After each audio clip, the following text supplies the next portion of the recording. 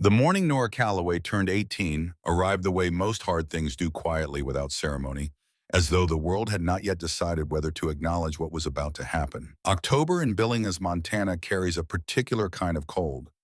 Not the brutal bone-cracking cold of January, but something more insidious. A slow creeping chill that settles into your joints and reminds you that warmth is borrowed, never owned. The sky outside the narrow window of Room 7 at the Bridgeway Youth Residential Facility was the color of old pewter flat and featureless, offering nothing in the way of comfort or promise. Nora had been awake since 4 in the morning. She lay on her narrow bed with her hands folded across her chest and stared at the water-stained ceiling, counting the familiar cracks she had memorized over 2 years of sleepless nights. She knew this ceiling the way a prisoner knows the walls of a cell, not with affection, but with the grim intimacy of someone who has had no choice but to look at the same thing for a very long time. Across the room, her brother slept. Eli was 14 years old and small for his age, his frame folded beneath a thin, institutional blanket that had been washed so many times it had forgotten what color it originally was. His dark hair spread across the pillow in every direction. His breathing was slow and even, a deep, unguarded breathing of someone who had not yet remembered what day it was. On the small table beside his bed, his sketchbook lay open. Nora had looked at it last night before turning off the light. It was always open. Eli rarely closed it, as though the act of leaving it accessible was an act of faith, a belief that the next moment of inspiration might arrive without warning, and he needed to be ready. The pages she could see from across the room were filled with pencil drawings, careful and detailed, executed with a precision that seemed impossible for a 14-year-old boy who had never had a single art lesson. He drew houses. He had always drawn houses even before everything fell apart, even in the years when they had a real house to live, in a real family, a life that felt solid and permanent and incapable of being taken away. But the houses he drew now were different from any house they had ever lived in. They were imaginary houses, houses that existed nowhere in the observable world, houses with welcoming porches and tall chimneys trailing smoke into winter skies, houses surrounded by land and space and silence, houses that felt safe in a way that Nora couldn't articulate but immediately recognized. She wondered sometimes if he was trying to build something with those drawings, some kind of shelter against the reality of their lives, constructed one pencil line at a time. She sat up slowly, careful not to make noise. The floor was cold through her socks. She moved to the window and pressed her forehead against the glass and looked out at the parking lot below, at the empty asphalt gleaming faintly with frost, at the single sodium light, still burning in the pre-dawn dark, casting a circle of jaundiced yellow that made everything around it look darker by contrast. 18 years old today. She had been dreading this day for 8 months, since she first understood what it meant in practical terms.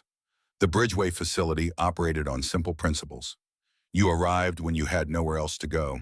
You stayed until the system decided you were no longer its responsibility. And on your 18th birthday, with a politeness that was somehow worse than cruelty, the door was held open and you were ushered out into a world that had made no preparations for your arrival. It was called aging out. The phrase always struck Nora as profoundly wrong, as though what happened at 18 was a natural biological process, something that occurred inside you, rather than something that was done to you from the outside. You did not age out of need. You did not age out of vulnerability. You were simply reclassified, moved from one bureaucratic category to another, and the protections that had been extended, inadequate as they were quietly withdrawn. Eli would not age out for 4 more years. That was the part that had kept her awake the most. Not her own displacement, not the uncertainty of her own future, but the fact that when she walked out of this building today, she would be leaving her 14-year-old brother behind. She would be leaving him in the care of an institution that processed children the way a factory processes raw materials, efficiently and personally, with no particular interest in what the finished product might feel. She heard him stir behind her. She turned. He was awake, lying on his back now, looking at the ceiling, with those serious eyes that had always seemed older than the rest of him. He had their father's eyes, dark and deep-set, capable of a stillness that most people found disconcerting, but that Nora had always found beautiful. Eyes that looked at things carefully before deciding what to think about them. Today, he said, it wasn't a question. He had always been like that, cutting directly to the truth of things without the social niceties that most people use to soften difficult realities. Today, she confirmed, he was quiet for a moment. Then he sat up and reached for his sketchbook and opened it to a fresh page, and his hand began to move across the paper with that automatic precision she had always marveled at, as though the pencil were simply following instructions from somewhere deeper than conscious thought. She watched him draw, and she thought about the day their parents died. She had been 16. It was a Tuesday in February, the kind of day that seems completely ordinary right up until the moment it becomes the worst day of your life. She had been in school in AP Chemistry, writing notes in the margins of her textbook, when the principal appeared at the classroom door and asked to speak with her in the hallway. She had followed him out with a vague, unfocused curiosity, thinking she might be in some minor trouble, thinking about the most recent things she might have done to attract administrative attention.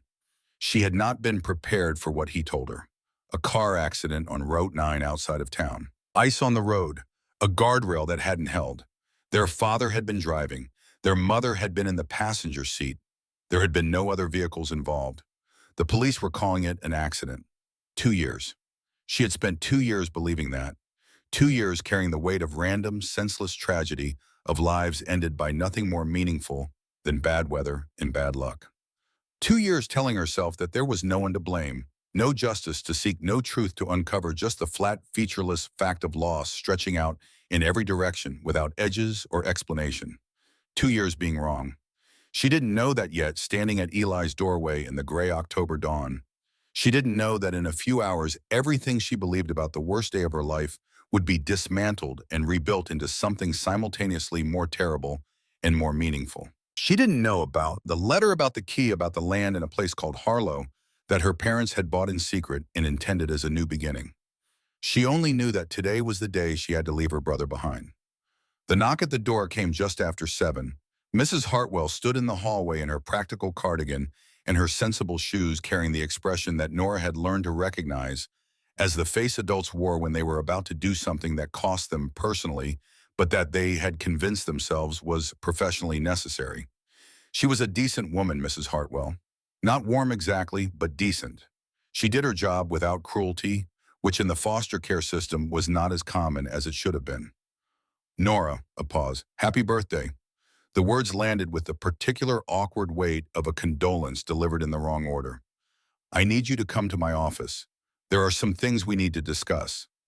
Another pause, and then something shifted in her expression, a flicker of uncertainty that Nora had never seen from her before. And there's something that arrived for you. Something that arrived. Nora felt a small, confused stir beneath the heavy resignation she had been carrying all morning. Nothing ever arrived for her. She had no living relatives that anyone had been able to locate, no family friends who had maintained contact through the years in foster care, no one in the world outside these walls who knew her name well enough to send anything. She followed Mrs. Hartwell down the corridor. The office was small and organized in the particular way of people who manage chaos for a living, controlled on the surface with the suggestion of deeper disorder, visible in the stacks of files along the back wall, in the drawer that didn't quite close all the way, in the coffee mug that had been refilled so many times without washing that it had developed its own geology. A single window looked out over the parking lot. The morning light was still thin and gray. Sit down, Nora. She sat, her hands folded themselves in her poem, a habit she had developed over 2 years of meetings with caseworkers and counselors, with judges and social workers and institutional administrators who held pieces of her future in manila folders. Stillness was armor. Stillness was control. If you sat very still and kept your face neutral and your hands quiet, people sometimes forgot to be unkind. You know what today means, Mrs. Hartwell said, opening a drawer. We've discussed it. Once you turn 18, you age out of the system. There are resources available. She placed a printed sheet on the desk. Shelters, job training programs, transitional housing. I've put together a list. Nora looked at the list. She didn't pick it up. She had been mentally preparing for this conversation for months, running the logistics through her mind, the way an engineer runs calculations: shelter first, then income, then stability, then the long and difficult process of demonstrating to a family court that she could provide a real home for Eli. It was a plan that was technically achievable and practically devastating. She had made her peace with it. Then Mrs. Hartwell reached into a different drawer. But there's something else. Her voice had changed. The professional certainty had been replaced by something more tentative, more careful, something unusual. She placed an envelope on the desk between them. It was cream-colored, heavy, the paper substantial in a way that suggested quality rather than convenience. It was sealed with dark wax bearing an embossed mark that Nora didn't recognize, a small, intricate design that looked like it might be an initial or a symbol of some kind. And across the front, in handwriting that Nora had not seen in 2 years, was her name. She recognized it instantly. The slight leftward slant, the way the capital N curved back on itself, the particular loop of the lowercase a. She had seen that handwriting on grocery lists pinned to the refrigerator, and on permission slips for school trips, and on the birthday cards that had arrived every year of her childhood without fail, each one containing a personal message written in that same careful, deliberate hand. Her mother's handwriting. Claire Calloway had been dead for 2 years. The breath went out of Nora's body as if someone had pressed down on her chest from the outside. This was left with your file when you entered the system, Mrs. Hartwell said carefully, watching Nora's face with the focused attention of someone prepared to manage a crisis. There were instructions attached, specific instructions. It was only to be given to you on your 18th birthday, not before. A pause. I honored that. Nora reached for the envelope. Her fingers were steady, which surprised her. She had expected them to shake. The paper was cool and slightly textured beneath her touch, and the weight of it felt disproportionate to its size, as though it contained something denser than paper. She broke the seal.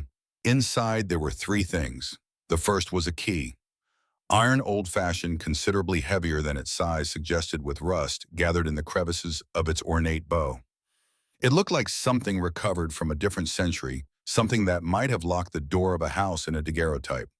She turned it over in her palm. It was real, solid, purposeful. The second was a document. Legal paper folded in thirds, printed in the dense and impenetrable language of property law. The header read, Certificate of Land Ownership, Transfer of Title. Below that, a property description. 5 acres located in Harlow County, Montana, including 1 residential dwelling, associated outbuildings, and 1 wind-powered mill structure. Purchase price listed $5. The third was a letter, 2 pages both sides, in her mother's handwriting. The ink was dark and precise. She had written it with intention, with care, with the knowledge that the person who eventually read it would need every word. My dearest Nora, it began. If you are reading this, then everything we feared has come to pass. And I am so deeply sorry. I am sorry we are not there to see you become the woman I know you are. I am sorry that you have had to carry these years without us beside you. I am sorry that we left you and Eli alone in a world that is often unkind to children, without parents to stand between them and its harder edges. But there are things you need to know, things we could not tell you before because knowing would have put you in danger. The truth, my darling girl, is that your father and I did not simply have an accident on a February road. We did not die because of ice or poor visibility or the random indifference of a universe that doesn't keep count of the families it breaks. We were killed. And if you want to understand why you need to go to Harlow. Nora stopped reading. She sat very still in Mrs. Hartwell's small office while the morning light shifted in the window, and the institutional sounds of the facility continued around her. The distant clatter of the breakfast kitchen, the muted sound of a television from the common room, the ordinary machinery of a building full of children learning to survive their circumstances. She was aware distantly that her face was wet. She had not felt herself begin to cry. The tears had simply arrived quietly and without announcement, the way grief sometimes does when it has been held back for so long that the container finally gives way along a seam that was always going to fail. She forced herself to continue. Your father was a geological engineer. You know that much. What you didn't know, what we protected you from knowing, was what he discovered in the last year of his life. He had been contracted by a company called Caldwell Mining Corporation to conduct surveys on land they were planning to develop in 5 counties across central Montana. Standard work or so, we both believed. What he found was not standard, it was catastrophic. Caldwell had been operating illegal waste disposal sites for nearly 2 decades. Chemical byproducts from their mining operations. Toxic, carcinogenic, the kind of substances that federal law requires to be handled with extreme care and expense had been quietly and systematically buried in rural areas across the state, pumped into the ground, disposed of in ways that poisoned the water table, contaminated aquifers that supplied wells and springs that entire communities depended on. People were getting sick. Families in small towns that no one paid much attention to were developing cancers they couldn't explain, having children with problems they couldn't account for, watching neighbors die of things that shouldn't have killed people that age. And no one was connecting the dots because no one had the technical knowledge or the access to understand what was happening beneath the ground. Your father connected the dots. He documented everything, evidence of contamination at 5 separate disposal sites, internal Caldwell communications that proved company leadership knew exactly what they were doing and had deliberately falsified environmental reports submitted to state regulators, evidence of bribes paid to local officials and county health inspectors, and recordings, audio recordings that your father made secretly during meetings with his supervisors, recordings in which he asked uncomfortable questions and received answers that condemned the people giving them. He was going to blow the whistle. He was going to take everything to the federal environmental authorities and the state attorney general and the press, and he was going to expose what Caldwell had done to those communities, to those families, to those children. But Caldwell Mining is a company with deep pockets and a long reach. When they found out what your father was planning, they did not wait to see what would happen. They made their position clear immediately. They knew your names, Nora. They knew your school, your schedule, Eli's teachers, the route you walked home. They communicated without any room for misinterpretation what would happen to our family if your father went public. We were terrified. And so we made a decision that I have questioned 1,000 times in my own mind, even knowing there was no better option. We decided to disappear. The land in Harlow belonged to us long before that decision was made. We bought it quietly years earlier through a trust structured so that no transaction could be traced back to our names. We had been saving cash for years the way people save for something they're not sure they'll ever need. We were going to take you and Eli there, start over, become people with different names in a small town where no one would think to look on a piece of land that couldn't be connected to us on any public record. We ran out of time. They found out what we were planning. And they decided that people who disappear can eventually reappear. That disappeared, whistleblowers, are loose ends, and that dead whistleblowers are considerably more manageable. The car crash on Route 9 was not an accident, Nora. Your father's car did not slide on ice. We were run off that road deliberately by people who had been paid to ensure that what Daniel Calloway knew would die with him. They thought it did. They were wrong. Everything your father collected, every document, every survey result, every internal Caldwell communication, every audio file exists on a hard drive that your father kept hidden in a place they never found. That hard drive is waiting for you in the same place the money is waiting for you.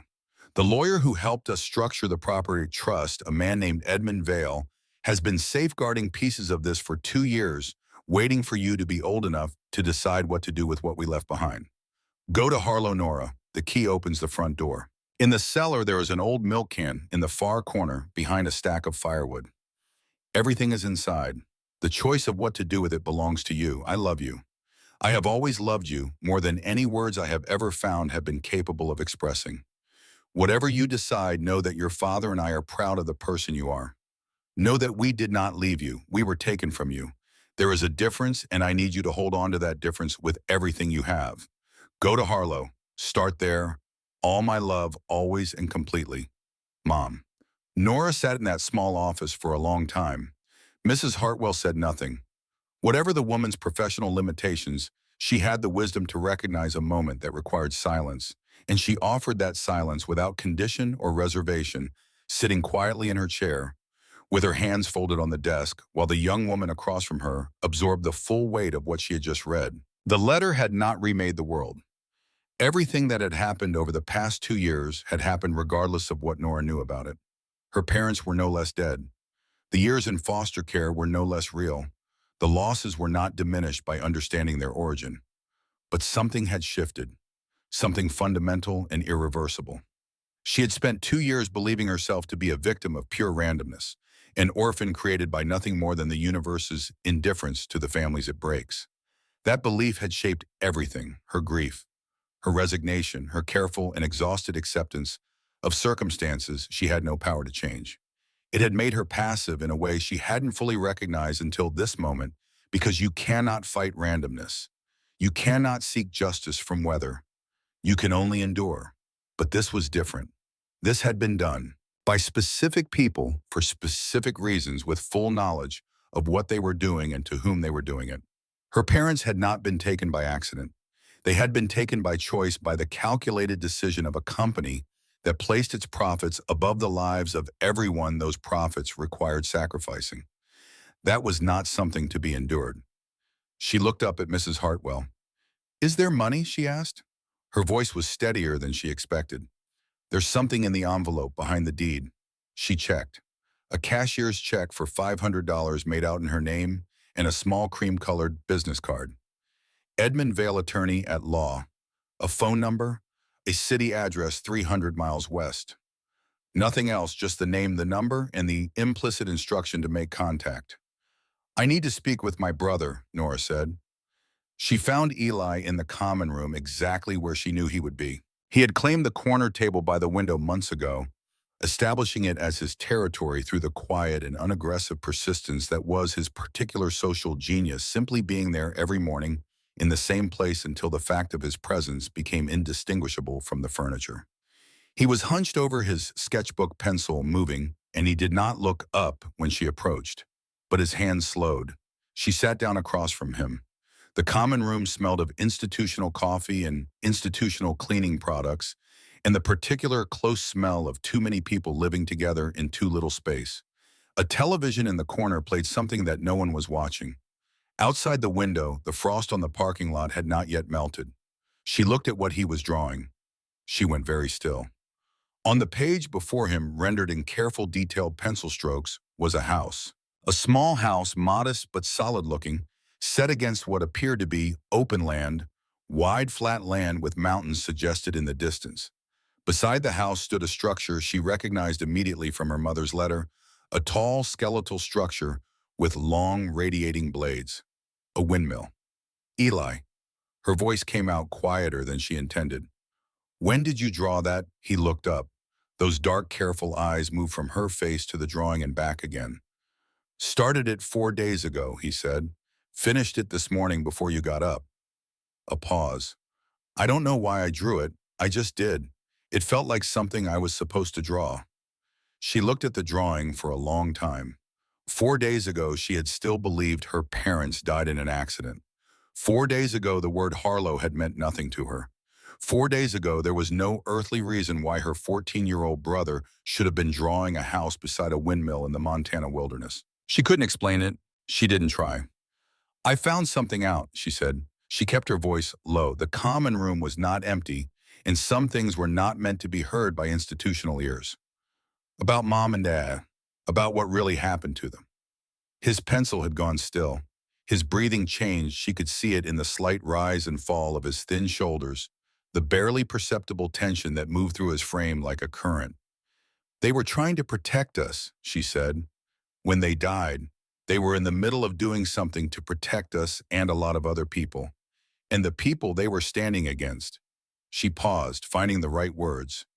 Words that were true without being more than he could carry right now. "Those people stopped them." Eli looked at the drawing, then he looked at her. "Is that where you're going?"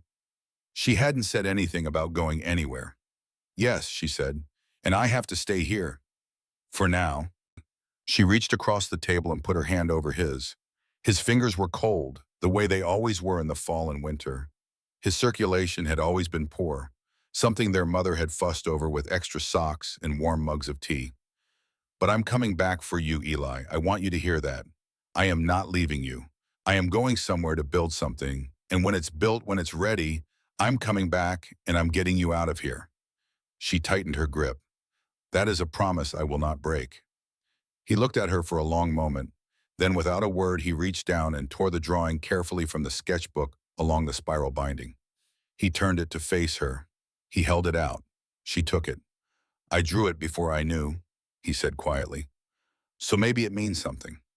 She folded the drawing carefully once, twice, and tucked it into the inside pocket of her jacket, pressing it flat against her chest, against the place where the locket from her mother's letter would eventually rest. She stood up. She had said everything there was to say, and saying more would only make the leaving harder.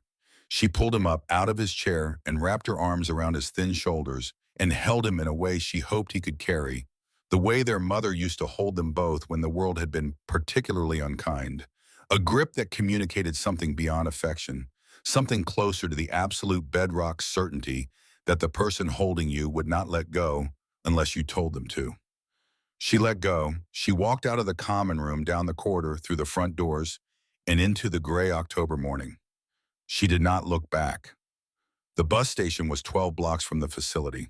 She walked with her duffel bag over one shoulder and her mother's envelope in her jacket pocket, moving through streets that were just beginning to fill with the ordinary business of a Tuesday morning. Delivery trucks, commuters in warm cars, a woman walking a dog that seemed offended by the cold.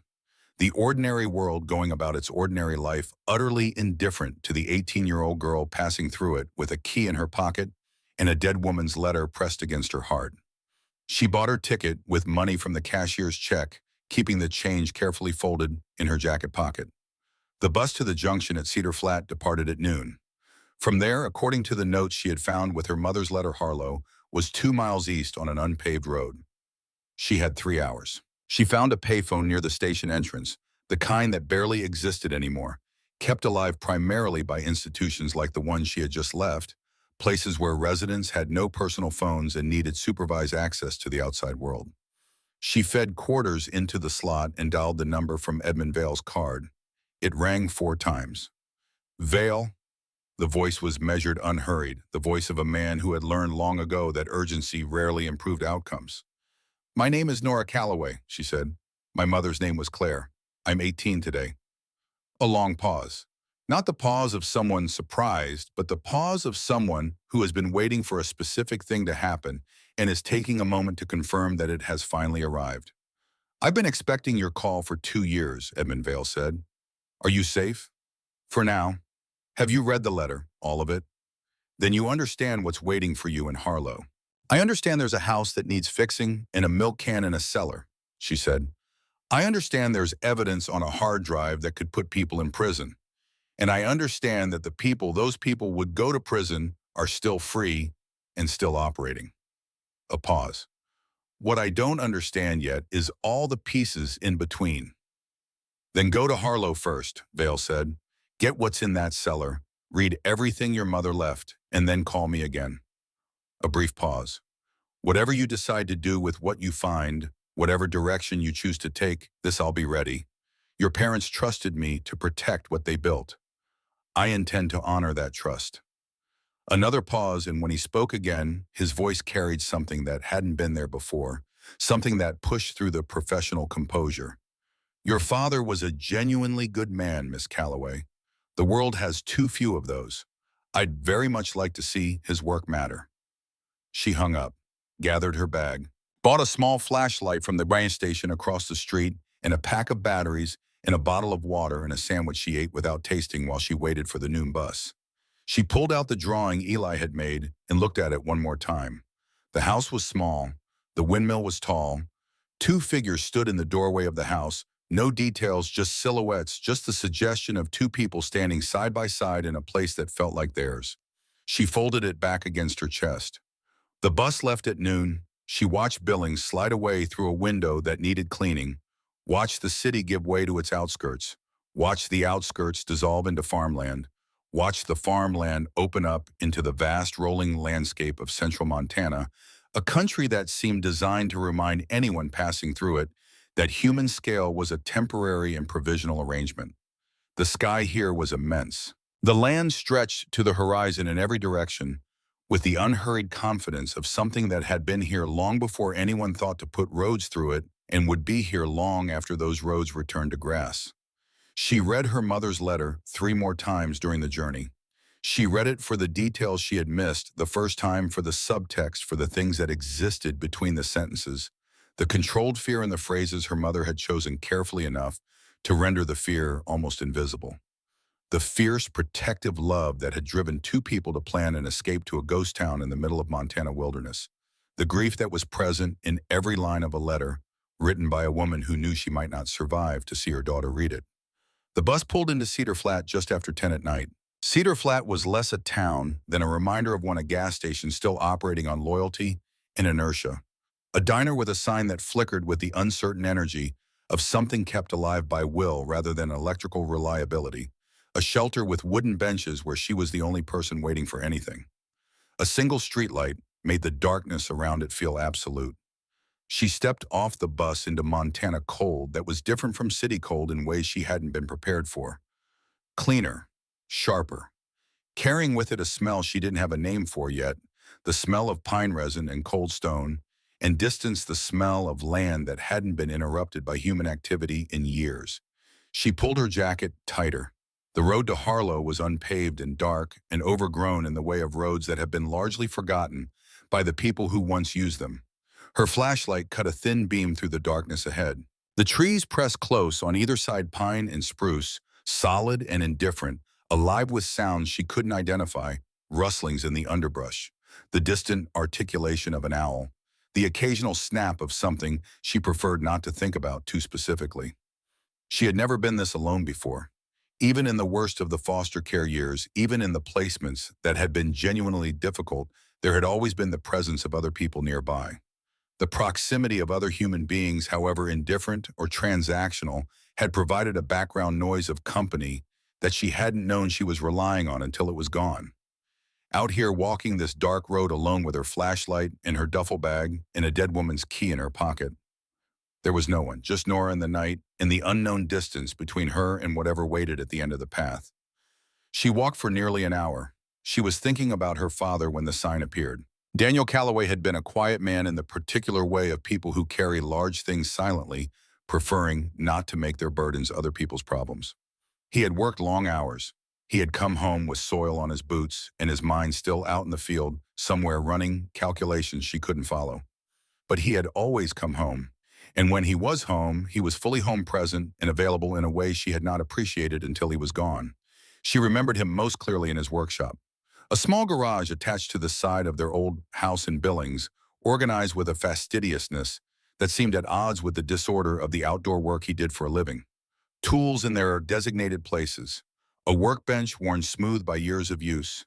A radio on the shelf playing country music quietly enough not to disturb the neighbors. He had spent weekend afternoons in that workshop doing small repairs, fixing a leaking pipe under the kitchen sink, patching a section of fence in the backyard, rebuilding the engine of an old lawnmower, purely because he believed that understanding how something worked was the same as respecting it. He had tried to teach her in those workshop hours.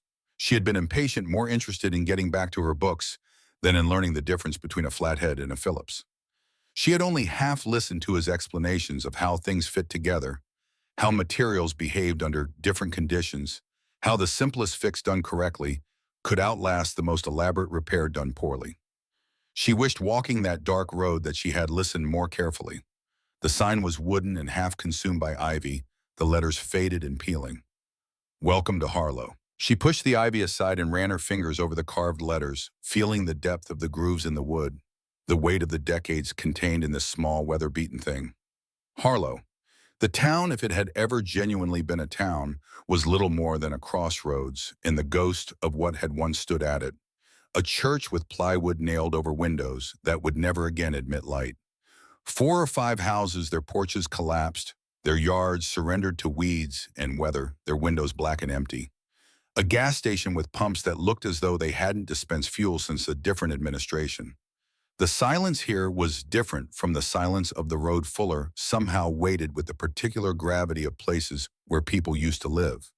She found Miller Road by the faint glow of her flashlight. More suggestion than rode a dirt track branching off the main path with 2 ruts worn into it by vehicles that had last traveled it years before her arrival.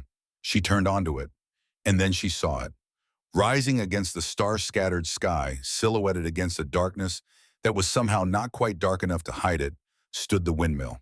Taller than she had imagined from her mother's matter-of-fact description, taller than Eli's drawing, had suggested a skeletal metal tower, with long arms radiating from its center, its blades frozen at odd angles, the geometry of something that had been built to move and had forgotten how. Rust covered its surface in patterns that might have been beautiful in a different context. Two of the blades were bent at their outer ends, kinked in ways that had suggested some long-ago trauma. It stood perfectly, absolutely still. Beside it, set back from the road behind a yard of tall grass and overgrowth, was the house. She stood at the edge of the road for a long moment, flashlight aimed at it. It was a ruin. The roof sagged along its central ridge, the line of it bent like something under a weight it hadn't been designed to carry.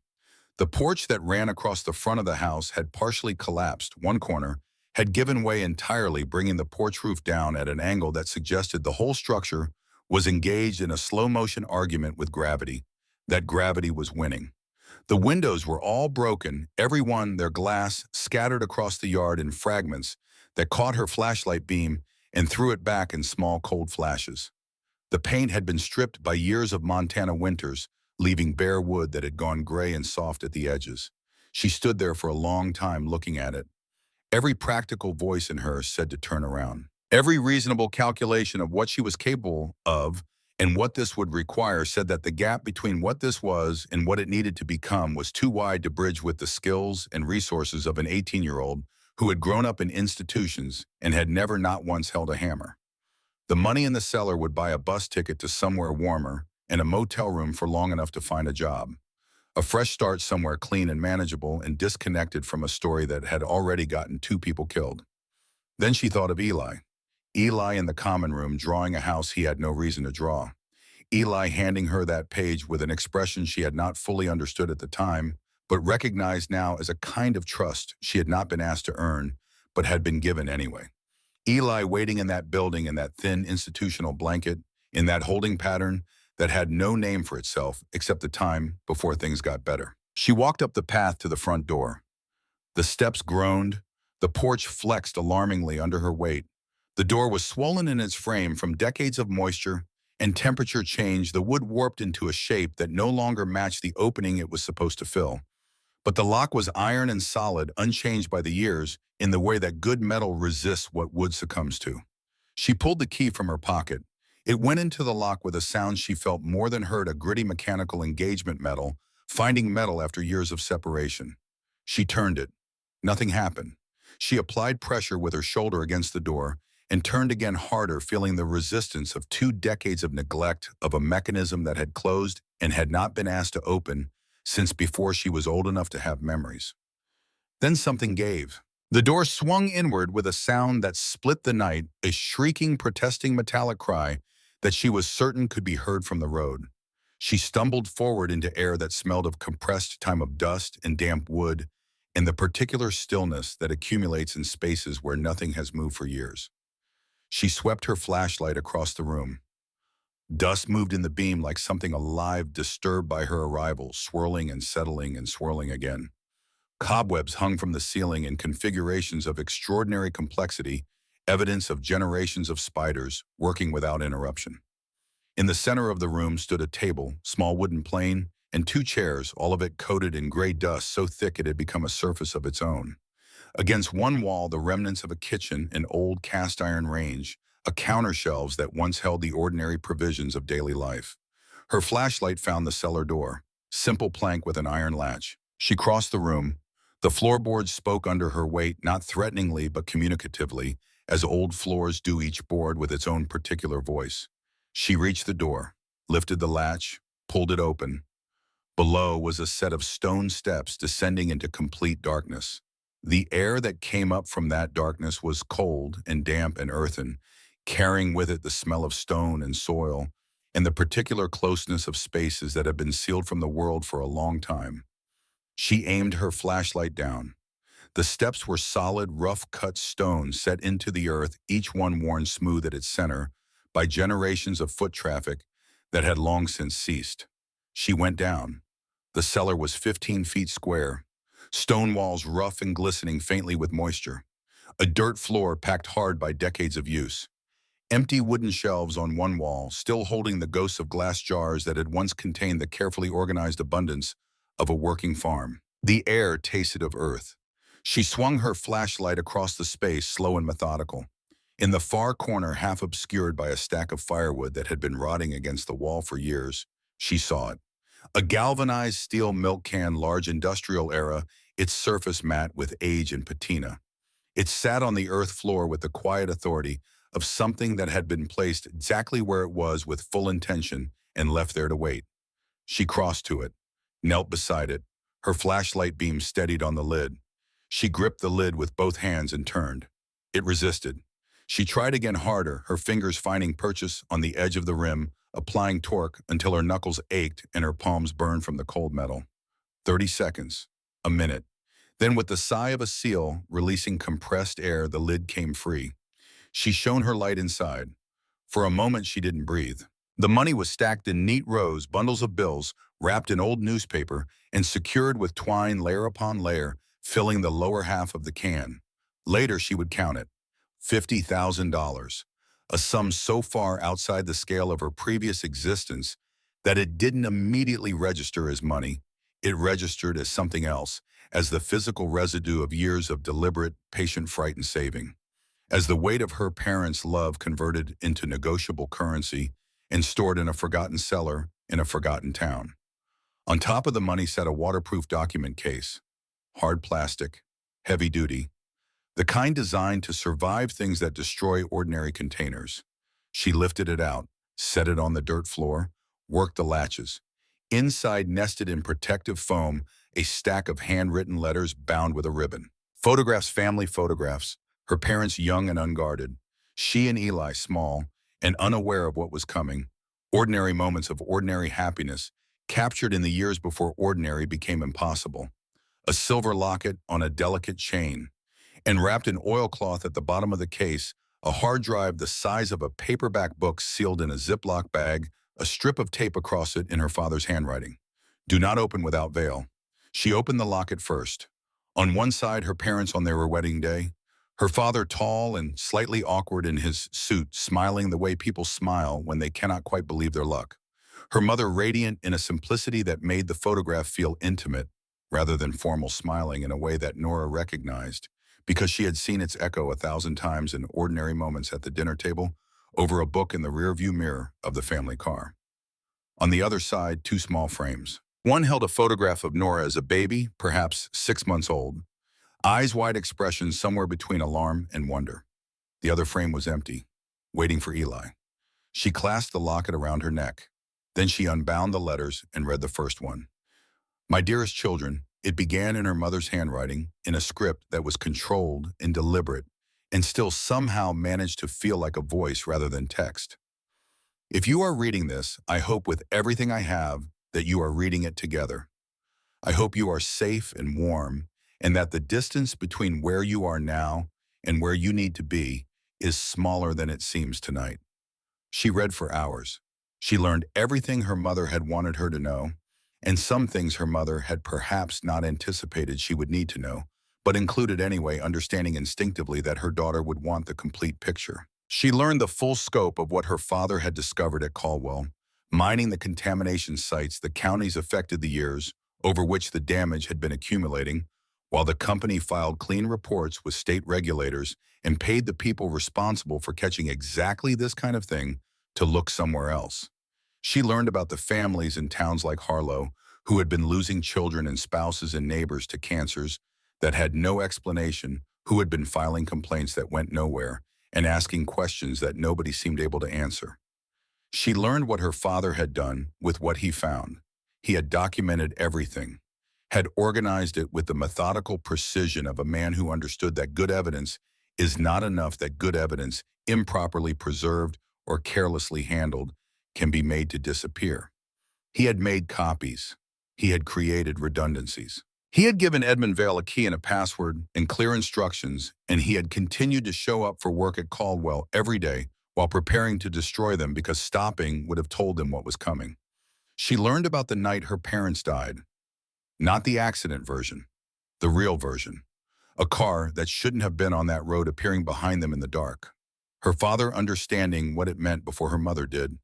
The last few minutes of two lives that had been spent trying to build something good not just for their children, but for everyone Caldwell had been quietly dismantling.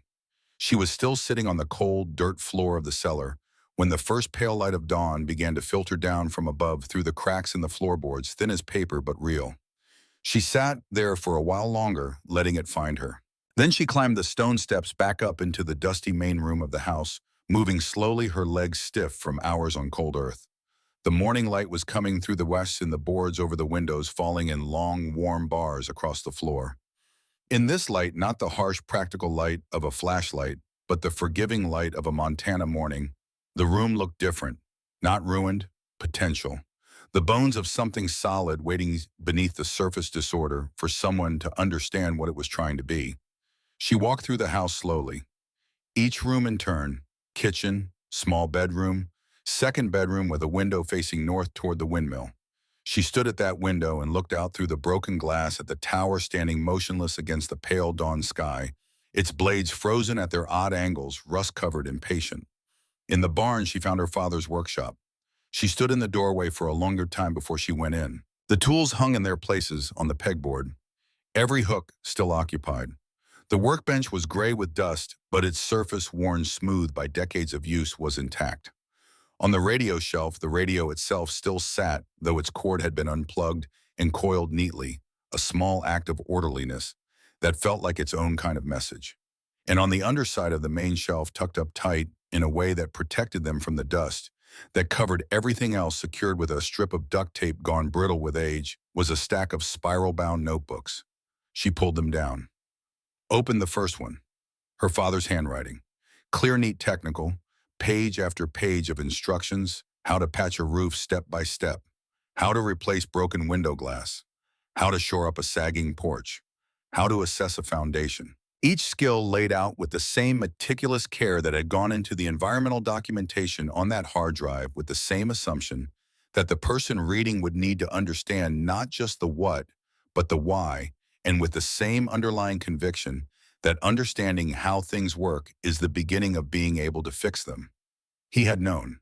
He had known or feared that one day his daughter might stand in this workshop alone, needing to learn things he hadn't had time to teach her in the ordinary way. And so he had written it all down. She sat down on the workbench with the first notebook in her hands, and she cried. Not the controlled, careful tears of someone managing grief in an institutional office, but the full, ungoverned release of someone who has finally found solid ground after 2 years of treading water. She cried for her father and for her mother, for the years that had been taken and the years that should have been. She cried for Eli, still sleeping in that institutional building in the city, still drawing imaginary houses in a sketchbook, still waiting. She cried for every version of a future that had been unmade 2 years ago by men who had decided that their profits were worth more than her family's lives. She cried until there was nothing left to cry on.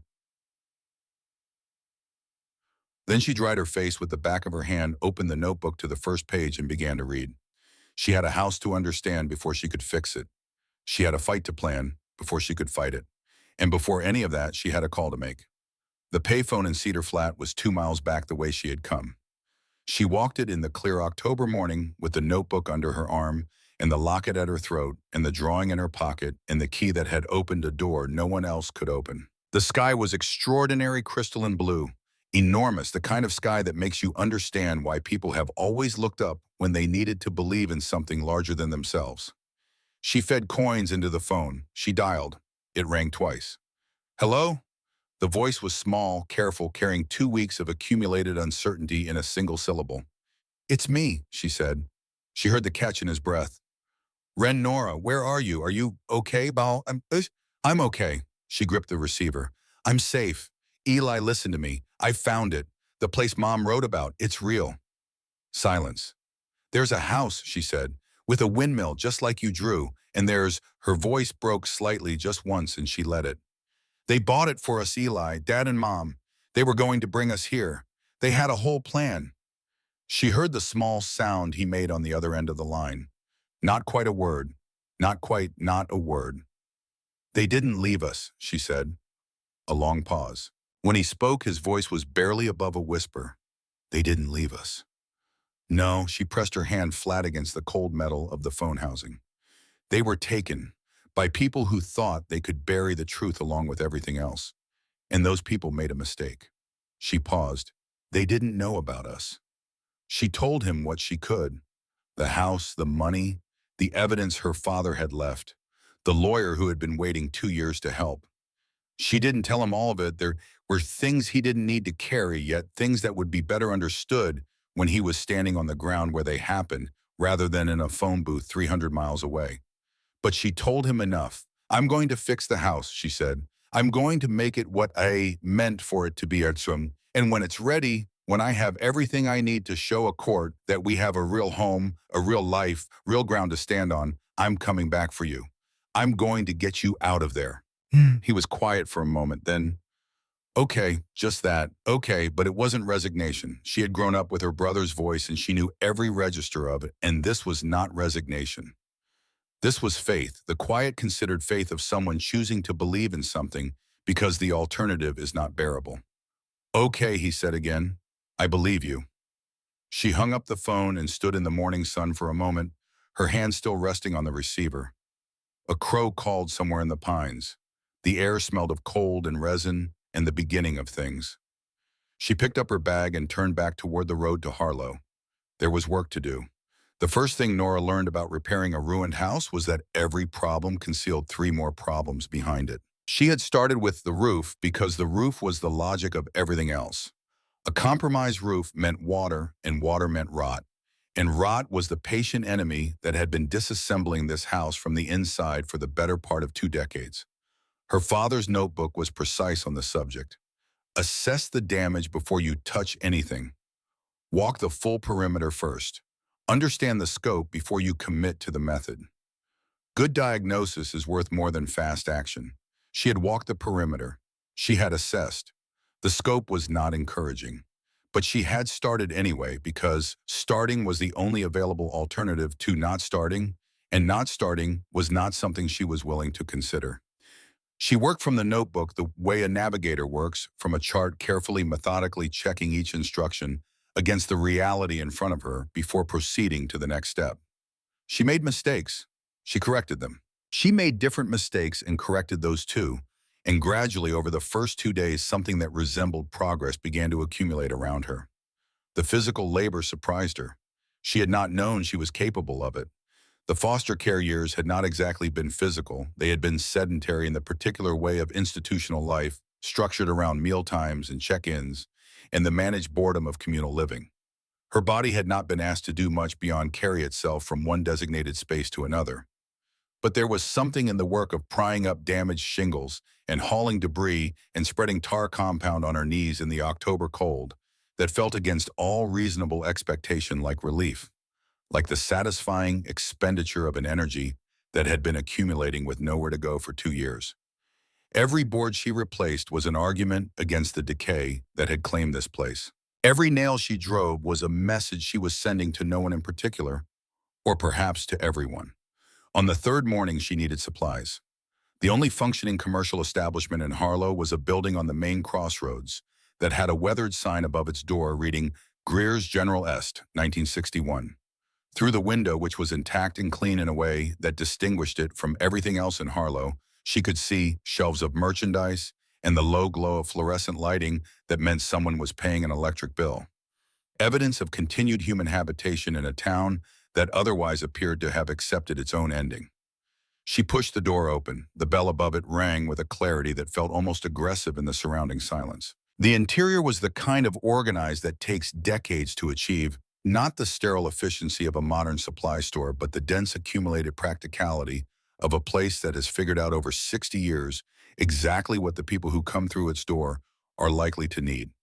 Hardware alongside groceries, alongside first aid supplies, alongside hunting licenses, alongside the particular assortment of miscellaneous items that accumulate in rural general stores, the way sediment accumulates at the bottom of a river layer by layer, without apparent plan, but with perfect eventual logic. The man behind the counter was somewhere past 70, with a face that the Montana climate had worked on for a long time without managing to make unkind. Deep lines, yes, a complexion that had absorbed decades of wind and cold and sun. But the eyes beneath the weathered surface were sharp and still and dark, with a quality that Nora recognized after a moment as grief that had been carried for so long it had become indistinguishable from character. He watched her approach. He said nothing. His expression gave nothing away. She placed her items on the counter. Nails two kinds. A glass pane cut to the dimensions she had measured from her father's notebook. Sandpaper and three grits. Bread and peanut butter and coffee. Batteries. A length of rope. He looked at the items. Then he looked at her. "You're at the old Callaway place." Not a question, not a greeting. A simple statement of fact delivered in the flat, economical tone of a man who had no interest in performing social niceties for their own sake. "I am." He began to ring the items through slowly, each one deliberate.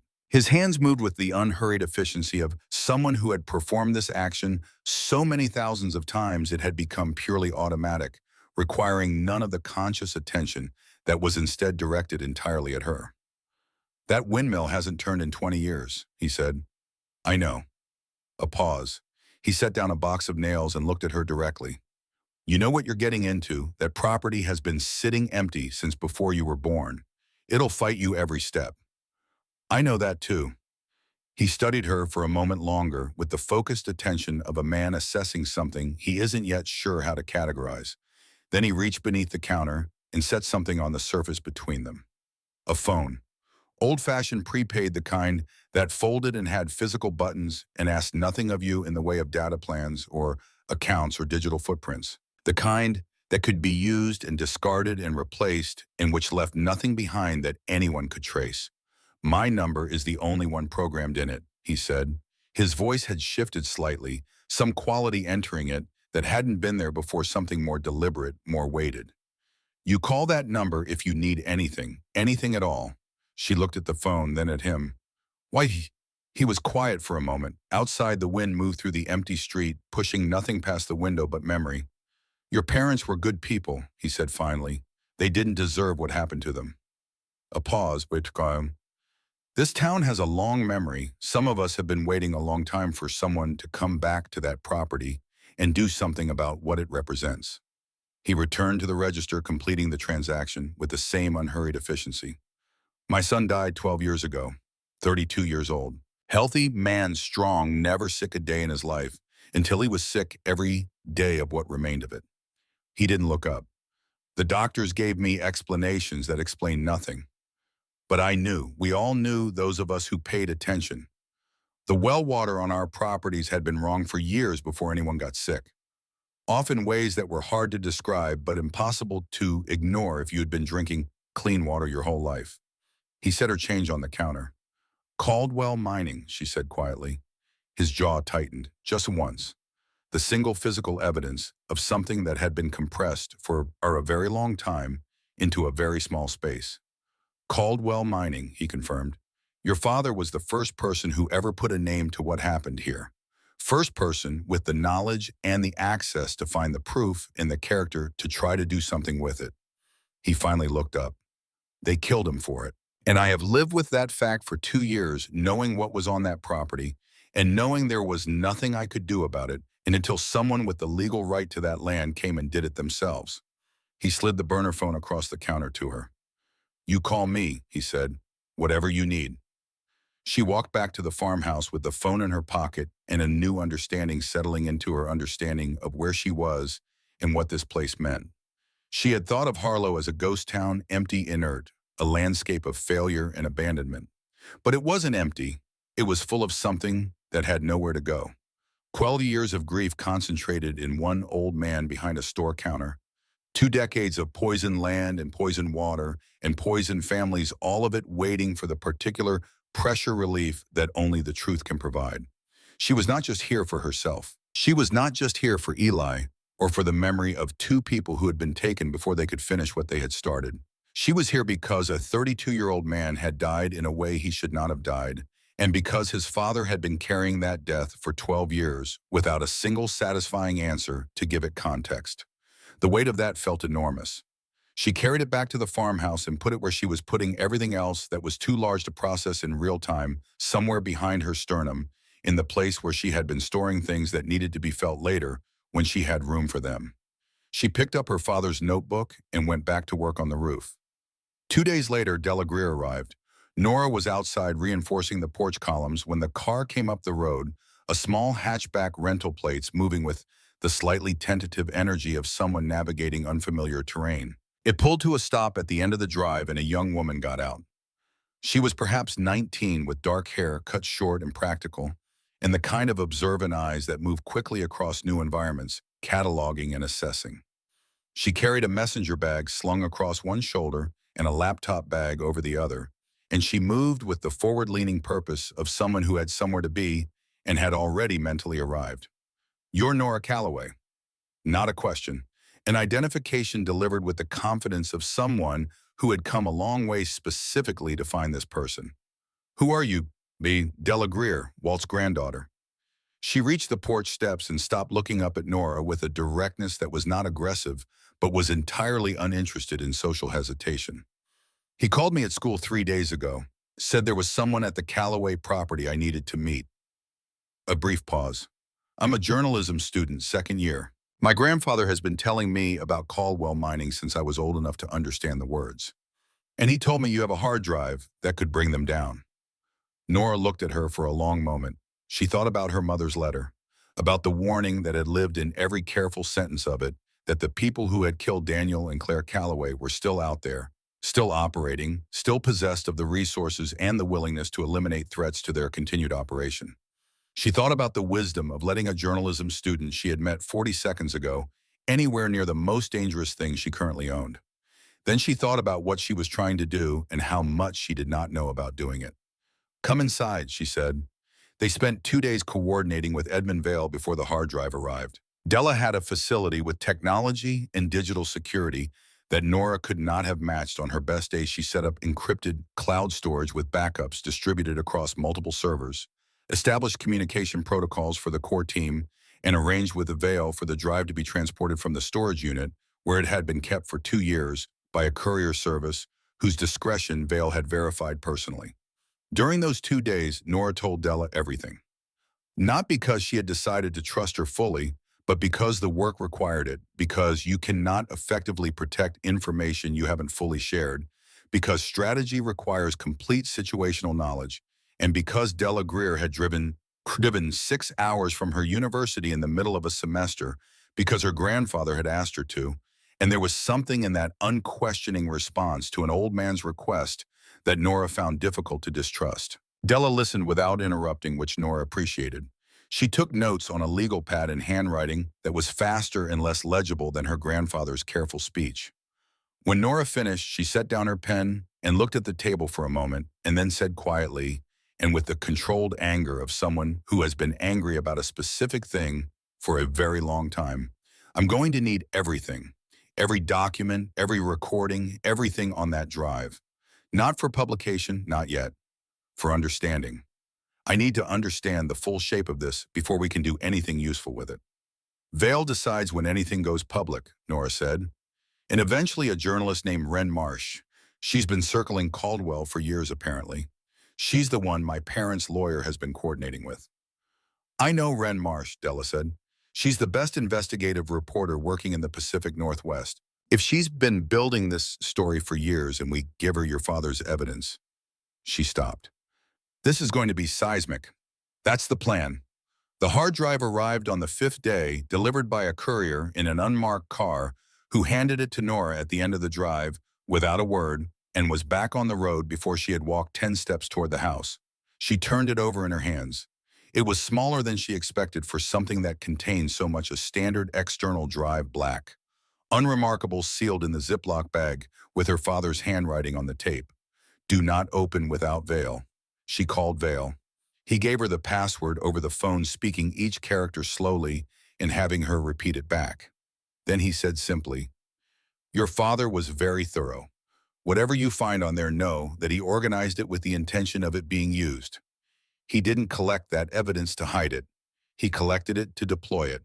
He just ran out of time." She thanked him, hung up, carried the drive inside. Della had cleared the main table and set up her laptop. The room felt different than it had when Nora arrived, less like a ruin and more like a working space. The floor had been swept. The broken windows had been boarded from the inside, with plywood blocking the cold, if not the light. A battery-powered lantern on the table supplemented the single working overhead light Nora had managed to restore by tracing the old wiring back through the walls and replacing the section that had corroded. Small victories, but real ones. Nora connected the drive. The password prompt appeared. She typed it in carefully, character by character. The drive opened. It was organized the way her father had organized everything, with the methodical clarity of a man who understood that good information improperly structured is nearly as useless as no information at all. Folders within folders, each one labeled with the precision of someone who had spent his career producing documentation that had to withstand professional scrutiny. Survey data, lab results, company communications, regulatory filings, both the legitimate ones submitted to federal authorities and the falsified versions submitted to state regulators. Financial records showing money flowing from Caldwell, accounts to individuals in county health departments, in the state environmental office, in 2 separate sheriff's departments. And audio files. There were 41 of them. Nora opened the first one. Her father's voice came out of the laptop speakers with a clarity and immediacy that stopped her breathing entirely, not because it sounded different from what she remembered, but because it sounded exactly the same. The same measured cadence. The same slight hesitation before technical language, a habit she had always attributed to his desire to be understood rather than merely accurate. The same voice that had read to her when she was small and explained the logic of geological formations over dinner and told her on the last ordinary morning of his life to have a good day at school. She sat with the fact of that voice for a moment before she could continue listening. The recordings documented everything in real time.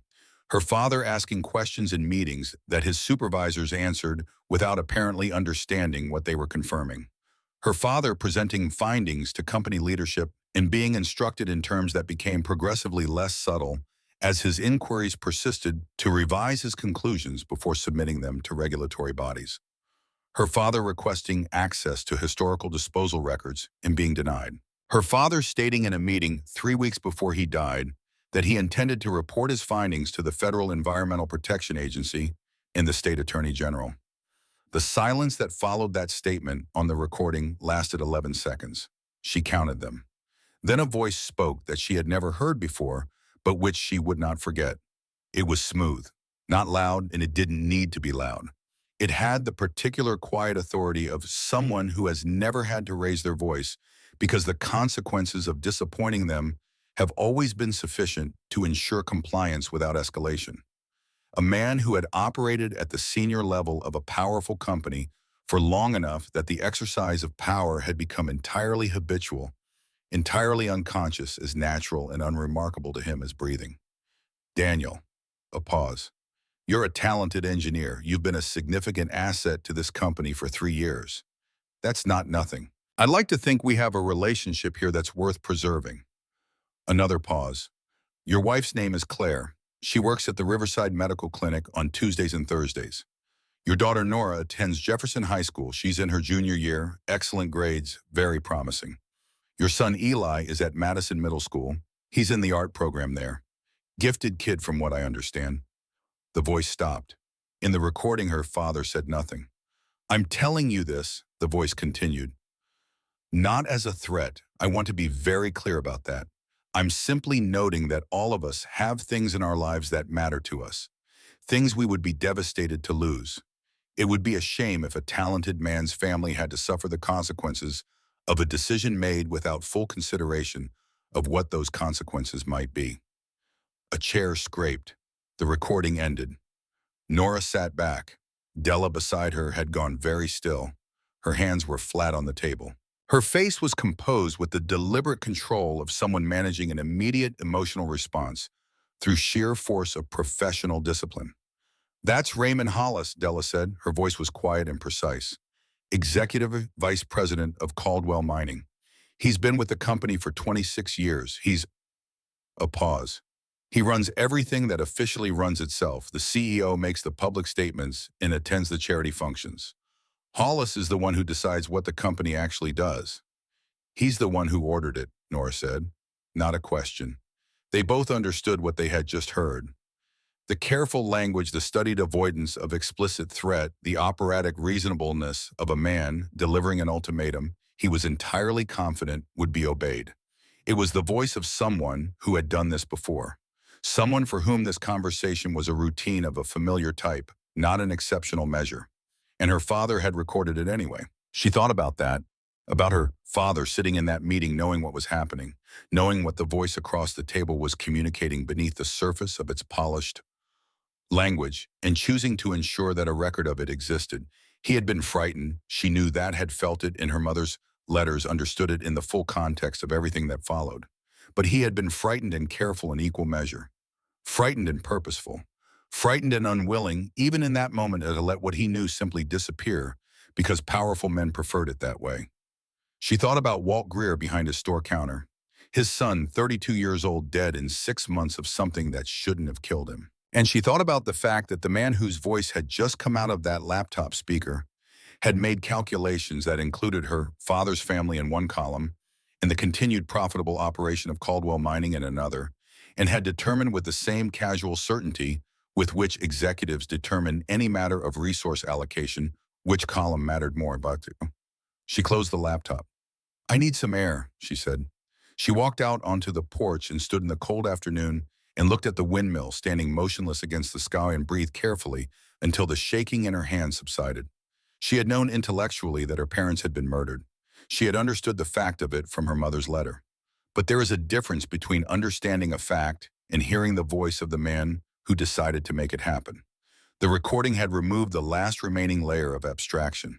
This was not a corporate entity, not a company, not an abstract constellation of financial interests and executive decisions. This was a man, a specific man with a smooth voice and a knowledge of her sister's school schedule, who had looked at the inconvenient moral courage of her father and decided without apparent difficulty that it needed to be eliminated. She stood on the porch until she could think clearly again. Then she went back inside and said to Della, "We need to move faster." On the 8th day, the black sedan appeared. Nora was outside working on the porch. Her father's notebook open on the railing, its pages held flat against the October wind by a loose nail she had set across the binding, her hands occupied with the business of replacing a rotted support column with fresh-cut lumber she'd hauled from a supply yard in Cedar Flat. The physical work had become its own kind of meditation by this point, the focused problem-solving of hands engaged with material reality, providing a counterbalance to the strategic thinking that occupied every other available hour. She heard the car before she saw it, the particular sound of an expensive engine moving slowly the way people drive when they want to be seen arriving. The sedan was black, late model, clean in the way of rental vehicles that have been recently detailed. It parked at the end of the drive, and the man who got out was dressed in a way that was conspicuously out of place in Harlow, Montana, a dark suit that fit too well to be off the rack, a tie that cost more than Nora's entire wardrobe, shoes that had no business being within 100 miles of a dirt road. He carried himself with the loose, unhurried confidence of someone who had been in a great many rooms and had been the most powerful person in most of them. He walked toward the house with his hands in his pockets and a pleasant expression arranged on his face like something he'd selected from a catalog. "Miss Calloway." He stopped at the base of the porch steps. Up close, his face was the face of someone who had learned long ago how to make coldness look like warmth. "My name is Vincent Carr. I represent certain parties who have a significant interest in this property." "I know who you represent," Nora said. Something flickered briefly behind the pleasant expression and was gone. "Then you may be aware that my clients are prepared to be very generous. This land, this house, they're considerable liabilities for someone in your position. Extensive repairs, legal complexities, isolation. My clients are prepared to take those burdens off your hands." He reached into his jacket and produced a document. $2 million, Miss Calloway. A clean transaction, handled discreetly. You to walk away with enough to build any kind of future you wanted. College, a home for yourself and your brother. Financial security that most people spend their entire lives trying to accumulate. He held the document out. She didn't take it. "My parents bought this land in secret," she said. "They saved for years to buy it. They were going to bring their children here and start over away from the people who were threatening their family." She looked at Carr steadily. "They were killed before they could do that. By the people you work for." A pause. "And now those same people are standing at the end of my driveway offering me money to hand over the ground my parents died trying to protect." She picked up her hammer. "No." Carr's pleasant expression remained perfectly intact, which was somehow worse than if it had faltered.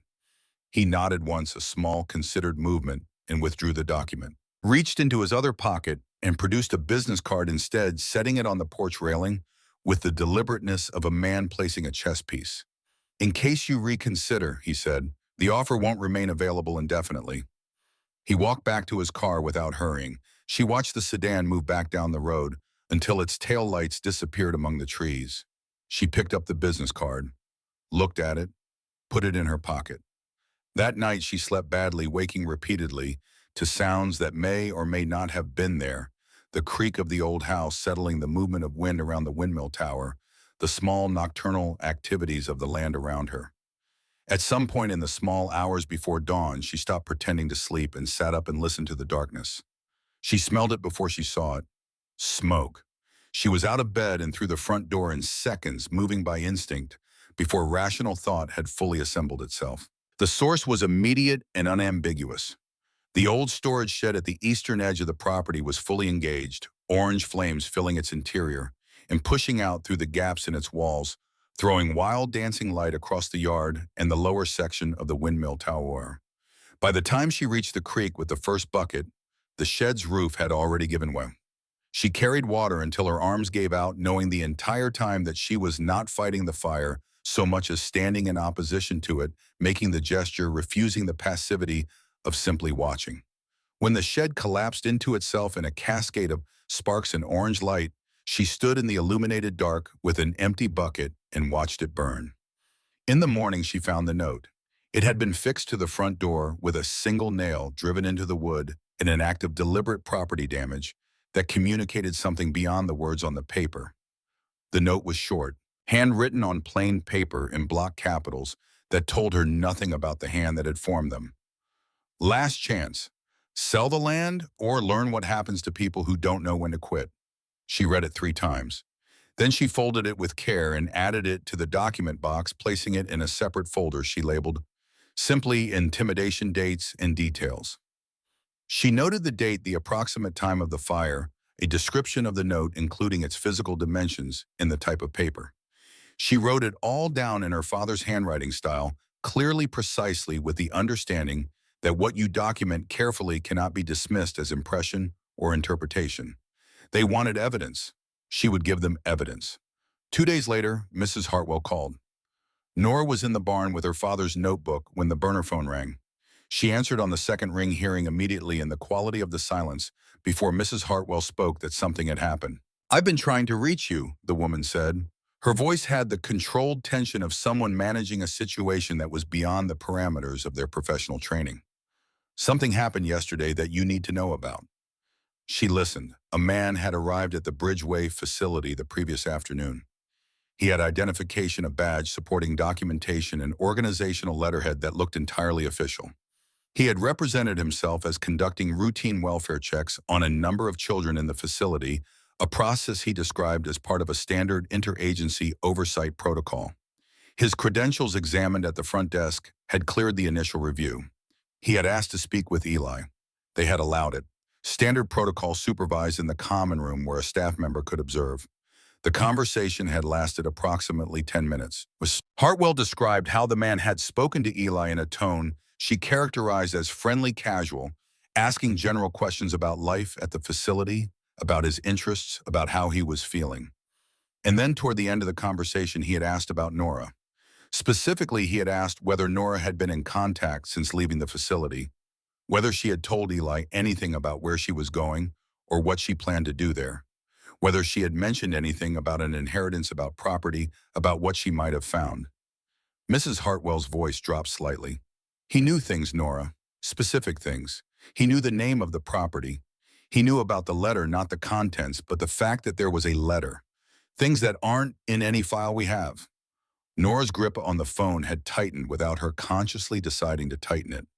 "There's more," Mrs. Hartwell continued. "After he left, I went back and checked everything. His credentials, his badge number, the organization he claimed to represent. I called the phone number on his documentation." A pause. The number was disconnected. "The agency he named does not exist in any government directory I could access." Nora closed her eyes, opened them, looked at the organized tools hanging in her father's workshop, and thought about the recording she had heard the smooth voice reading her name, her brother's name, her school, Eli's art program. The same operational thinking, the same careful, deniable reconnaissance conducted under cover of legitimate process. Did he speak with Eli alone at any point? No, I was in the room the entire time, or a staff member was. A pause that carried its own kind of weight. But the way he watched your brother Nora, even while asking completely ordinary questions, he was watching him the way you watch something you're cataloging, like he was taking measurements. The message was unmistakable in its precision. We know where he is. We can reach him. Your brother exists within our operational awareness, and his continued safety is contingent on your behavior. It was the same calculation Hollis had made explicit in the recording, the same logic that had driven her parents to plan their escape to Harlow in the first place. You cannot fight people who have access to what you love most, unless you remove what they're holding before they can use it. Listen to me carefully, Nora said. Do not allow anyone else to take Eli out of the facility for any reason. Do not allow any unauthorized visitor to speak with him. If that man comes back, you call the police and you call me simultaneously. A pause. And Mrs. Hartwell, thank you for calling, for my checking the credentials. A pause. Please keep him safe. She hung up and stood in the barn for a long moment, and her hands still on the phone, looking at nothing in particular, while her mind moved through the geometry of what she now understood. Then she called Vale. We need to move the timeline, she said without preamble. They went to the foster facility. They made contact with Eli. The message is clear and I received it. But it changes the calculation. I won't sit still and build a case at a pace they're comfortable with while my brother is accessible to them. Her voice was steady in the way that things are steady when the decision behind them is already made. Whatever needs to happen to finish this, it needs to happen faster. Vale was quiet for a moment, not hesitant, thinking. Ren Marsh is close, he said finally. The article is built. She's been waiting for me to confirm that the evidence is in order and the supporting testimony is in place before she sets a publication date. A pause. There's one piece we still need. A corroborating witness, someone with direct internal knowledge of Caldwell's operations who can testify under oath to what was being done. The documentary evidence is strong, but a credible human witness changes the entire calculus of a prosecution. Do you have someone? Another pause. Longer this time. There's a man named Owen Stiles. He was a senior environmental engineer at Caldwell for 15 years. He left the company 3 years ago, ostensibly for personal reasons. I've been in contact with him intermittently for the past 18 months. He's seen the documents. He knows everything your father documented is accurate because he was present for much of it. A breath. He's been trying to find the courage to come forward. His conscience has been destroying him from the inside, but his fear has been keeping him quiet. What would it take to meet you? He asked specifically to meet whoever was carrying this forward. I think he needs to see that it's real, that there's someone standing on the other end of what he'd be risking himself for. Set it up, she said, whatever it takes. Owen Stiles arrived 2 days later. He was in his early 50s, not physically imposing, but carrying himself with the slight forward lean of someone who had been walking under a weight for a long time and had adjusted his posture to accommodate it. His eyes had the particular quality of a man who hadn't slept properly in years, not exhausted exactly, but watchful in the way of people who have trained themselves to remain alert because rest felt like a luxury they hadn't yet earned. He sat across from Nora at the kitchen table, his hands clasped in front of him on the surface, and he looked at her with an expression she couldn't immediately name, but would later understand as a kind of concentrated reckoning. I was at Caldwell for 15 years, he said. He had a quiet voice, measured the voice of someone who had spent his career communicating technical information to people who needed to act on it. I wrote some of the environmental assessments that were falsified before submission to regulators. I didn't falsify them myself. I produced accurate assessments, and they were altered above my level by people with the authority to override my conclusions and the incentive to do so. But I knew. After the first time I knew. He paused, his hands tightened slightly.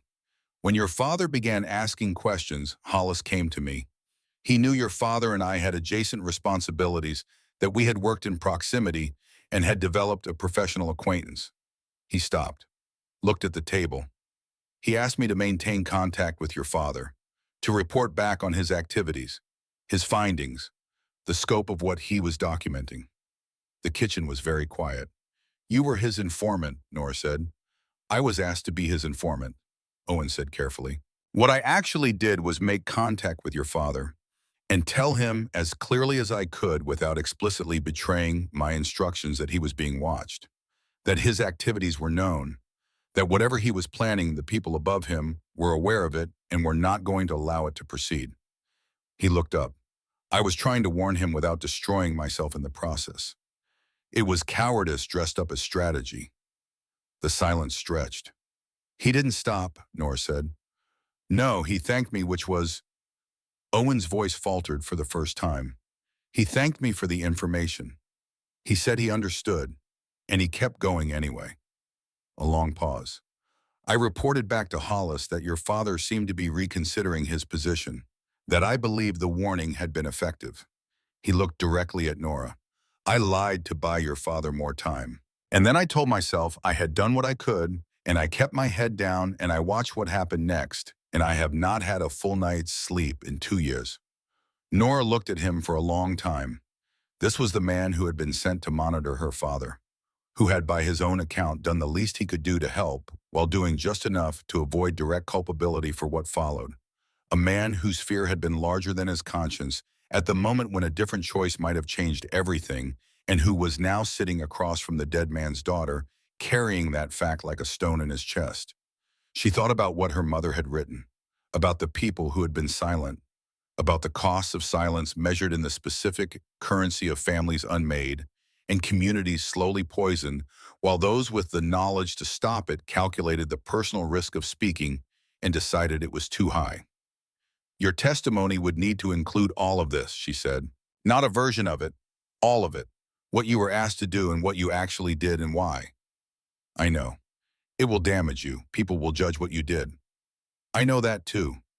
Is that something you're prepared for? He unclenched his hands, set them flat on the table. A deliberate gesture releasing something, or perhaps committing to something. I'm prepared for the judgment of people who weren't in my position, he said quietly. What I'm not prepared to do is die with this unresolved. Your father was braver than I was. The least I can do now is be honest about that. She nodded, once. All right. 3 days after Owen arrived, Della came to Nora in the evening with her laptop and a careful expression.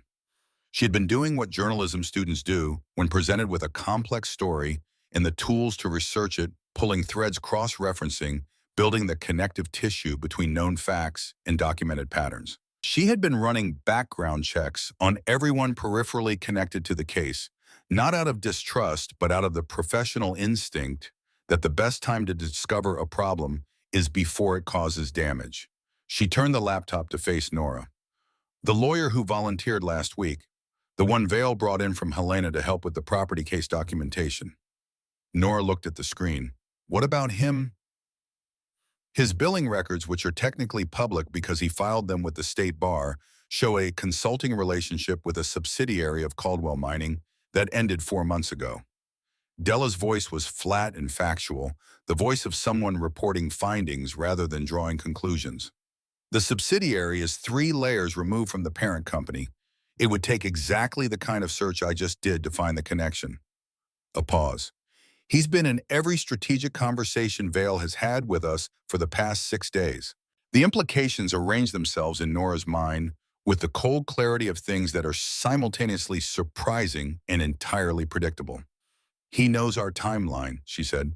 He knows everything we've planned, every legal strategy, every evidence submission, every name on the witness list. Della closed the laptop. They put him in our camp the same way they put someone in your foster care facility to check on Eli. It's the same operational pattern access through apparent legitimacy. Nora called Vale immediately. He was silent for a long moment when she told him the silence of a man who had spent his career being careful and was absorbing the information that his carefulness had been insufficient. I'll handle it, he said, quietly in a way that doesn't signal to Caldwell that we've identified the breach. And the strategy, we change everything, new timeline, new submission sequence, new communication protocols. Nothing that was discussed in his presence should be considered secure. A pause. This will delay Ren Marsh by perhaps 48 hours while we verify the integrity of the evidence chain. It was also the day Caldwell filed its legal action. The documents arrived at Edmund Vale's office by courier, a formal filing with the Montana District Court, claiming that the property transfer recorded in the Callaway Trust was fraudulent, executed without the legal capacity required for a valid conveyance, and therefore void.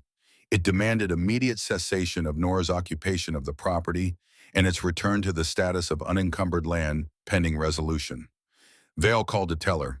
His voice was professionally composed. They're using the courts now because the other methods haven't worked. This is a public process. It can be defended in a public forum. In some ways, it's actually a mistake, Nora said. A pause. Yes, a mistake. Because now they have to sit across from us in a courtroom and make their arguments in front of a judge and a record. And your father's evidence, your mother's documentation, the trust structure she and I built together very carefully, it's designed to survive exactly this kind of challenge. When, 4 days from now, the court moved quickly because Caldwell's lawyers filed for an expedited hearing. 4 days, she hung up and walked outside.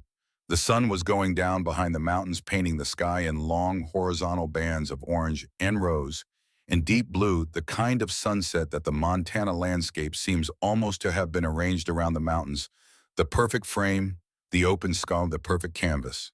The windmill stood against it, its frozen blades silhouetted against the light, that familiar stillness that she had been looking at every evening for 2 weeks now, with an intention she had not yet quite found the moment to act on. She heard Walt's truck before she saw it, the engine's distinctive cough announcing his arrival 10 seconds before the truck itself turned off the road. He came most evenings now without stated reason, as though he had simply decided that this property required his presence during this particular period and had organized his life accordingly.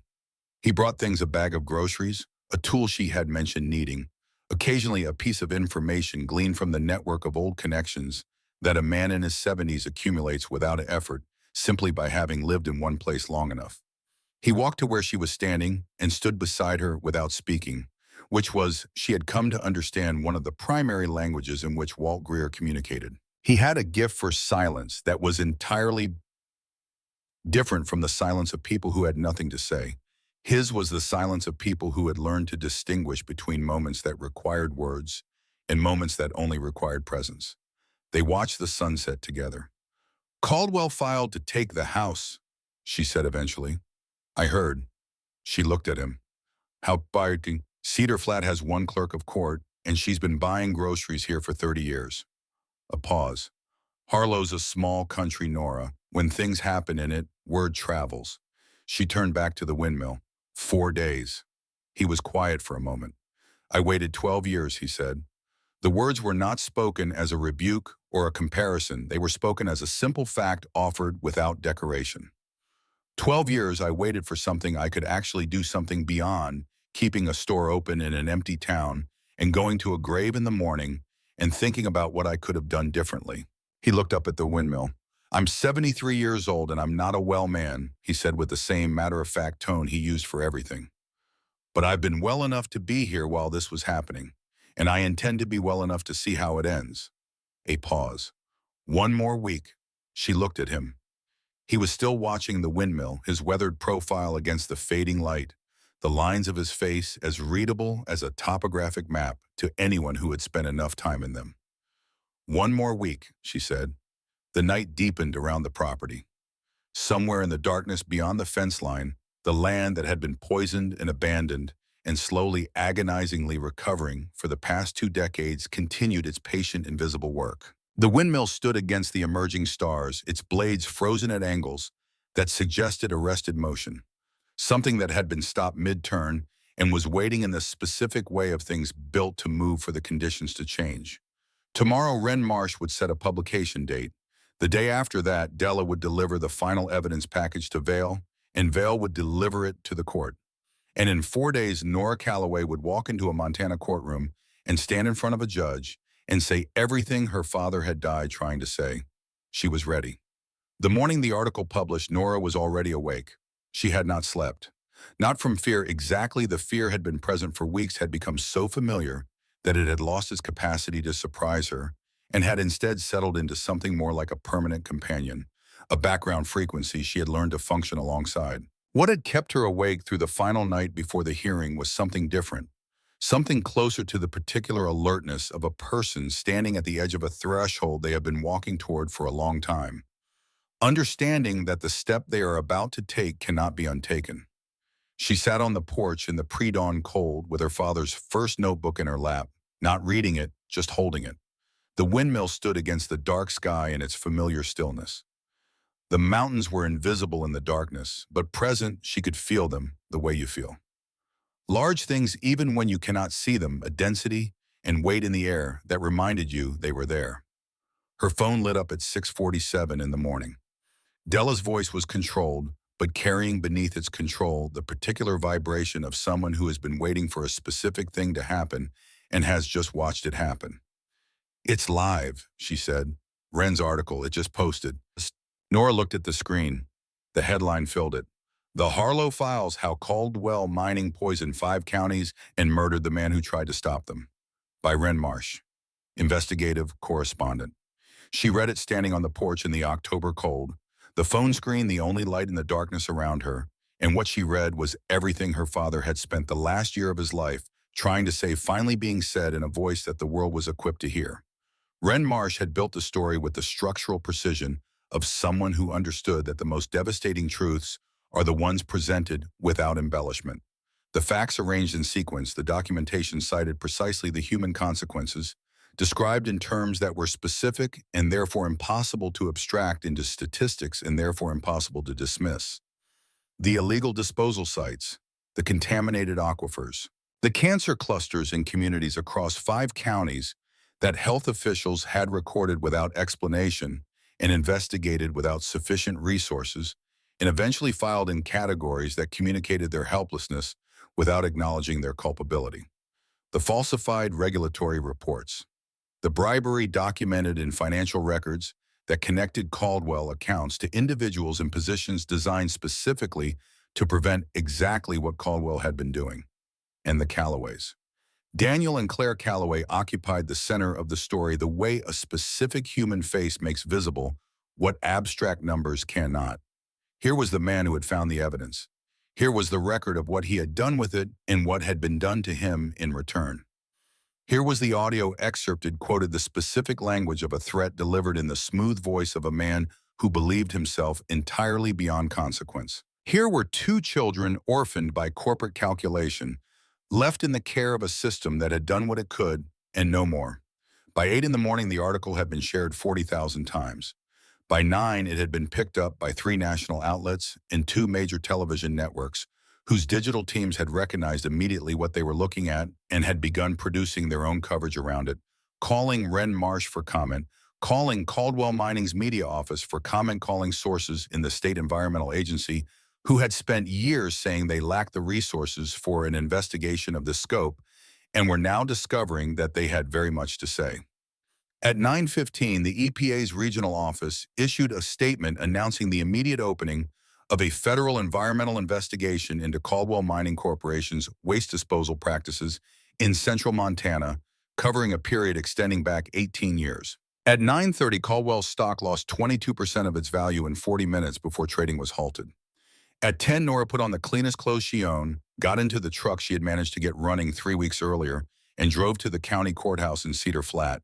The building was modest, a 2-story brick structure with a flagpole out front and a parking lot that had not been designed for the number of vehicles currently occupying it. News vans lined the street on both sides of the building.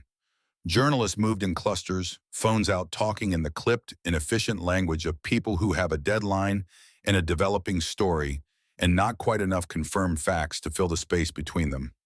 Local people Nora had never seen before stood on the sidewalk in the specific way of communities that have discovered their quiet backwater is suddenly the center of something large.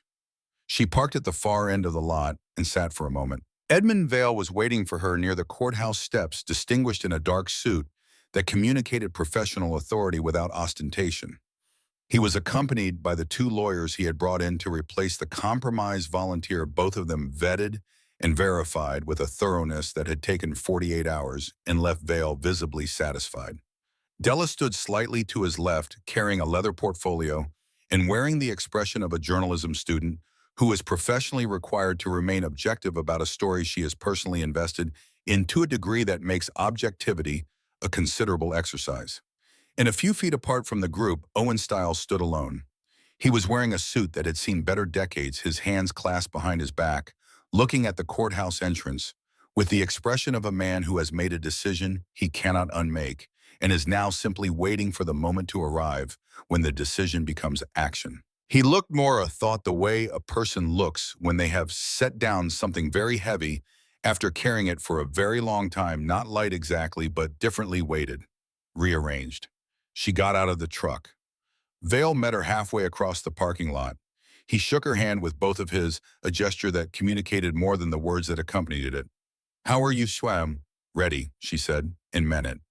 Inside the hearing room was small by the standards of courtrooms in larger jurisdictions, but it was full. Every seat in the gallery occupied the overflow, standing along the back wall. Journalists in the press section with their notepads and their quiet, focused attention. Members of the public locals from Cedar Flat, faces she recognized from the gas station, and the single functioning diner people who had driven out from communities in the surrounding counties, because what was happening in this room touched something real in their experience of the past 2 decades. Raymond Hollis sat in the front row behind the respondent's table. She had heard his voice before she saw his face, and the face was in some ways the most disorienting part of all of this. He was smaller than the voice had suggested. Compact, silver-haired, wearing a suit of understated quality in a shade of charcoal that had been chosen by someone with considerable aesthetic intelligence. He looked like a man who sat on the boards of hospitals and universities, who gave speeches at charitable functions, who was photographed with his grandchildren at Christmas, and sent holiday cards to professional contacts he had cultivated over decades. He did not look like the voice on the recording. But eyes are harder to dress than the rest of a person, and when his eyes found her as she walked to the petitioner's table, they were entirely familiar. The same flat appraising quality she had heard in the recording, the same calculation operating just below the surface of a face designed to suggest nothing of the kind. He smiled, a thin, controlled expression that was perhaps intended to communicate condescension, or perhaps simply the confidence of a man who had not yet fully absorbed the morning's events. She looked back at him without expression and took her seat. The proceedings began. Caldwell's legal team was led by a man named Harrison, tall, sharp-featured, with the aggressive precision of a litigator who had been paid a significant sum of money to win this case and had organized his entire professional identity around winning cases and was not prepared to process the possibility of an alternative outcome. He moved through his opening arguments with practiced efficiency, challenging the authenticity of the trust documents on procedural grounds, questioning the chain of custody of the evidence on the hard drive, and characterizing Nora in terms that she had expected and had therefore prepared herself for a young woman in difficult circumstances, emotionally compromised, being manipulated by individuals with their own agendas, attempting to use the legal system to convert a disputed property claim into a platform for unsubstantiated allegations against a legitimate and significant employer in the Montana economy. Vale's response was methodical. He produced the original trust documents, notarized, dated, witnessed by 2 independent parties, structured with the legal precision of an attorney who had anticipated that they would one day be challenged in exactly this form. He introduced the chain of custody documentation for the hard drive, Vale's own receipt of the drive 2 years prior, its undisturbed storage in a security-rated facility, the courier transfer records, the digital forensic analysis confirming that the drive's contents were original and had not been subsequently modified. He called Owen Stiles to the stand in the late morning session. Owen walked to the witness stand with the measured gait of a man who has decided something and is now executing on the decision. He was sworn in. He sat down. He clasped his hands in front of him on the railing and looked at Vale and answered the questions that had been prepared with the careful precision of testimony that had been thought through completely before it was delivered. He described his 15 years at Caldwell Mining. He described the environmental assessment process and the specific ways in which accurate assessments had been altered above his level before submission to state regulators. He described the disposal sites, their locations, their contents, the approximate volumes of toxic material that had been introduced into the ground over years of operation. He described the contamination patterns he had personally identified and had been instructed to omit from official documentation. Then he described Raymond Hollis asking him to make contact with Daniel Calloway. The gallery did not make noise exactly, but the quality of the silence changed. Harrison's team had known this was coming. Vale had disclosed Owen's testimony in advance as required, but knowing a thing is coming does not always fully prepare you for the experience of hearing it delivered in a quiet voice, in a quiet room by a man whose remorse is not performed, but simply present evident in every careful syllable. Owen described what he had done and what he had not done. He described telling Daniel Calloway he was being watched, framing it as best he could as a warning. He described lying to Hollis about the outcome of the contact. He described watching what happened next and living with it for 2 years. He did not characterize himself as a hero or as an innocent man caught in circumstances beyond his control or as someone whose intentions had been entirely good throughout. He described himself accurately, which was the most powerful thing he could have done. Harrison cross-examined with the focused aggression of a man trying to locate a structural weakness in a wall that had been built without obvious gaps. He went after Owen's credibility, his employment history, his reasons for coming forward at now, as opposed to 2 years ago or 12 years ago, or any of the years in between when the same information had been available and the same choice to speak had been consistently unmade. He suggested that Owen's testimony was the self-interested performance of a man trying to reduce his own legal exposure by cooperating with a civil proceeding before the criminal investigation he presumably anticipated could compel his testimony anyway. Owen absorbed this without visible distress. When Harrison finished, he said simply, "Everything I've told this court is accurate. You can interpret my reasons for telling it however you choose. The accuracy doesn't change based on the interpretation." The afternoon session began with Vale calling Nora to the stand.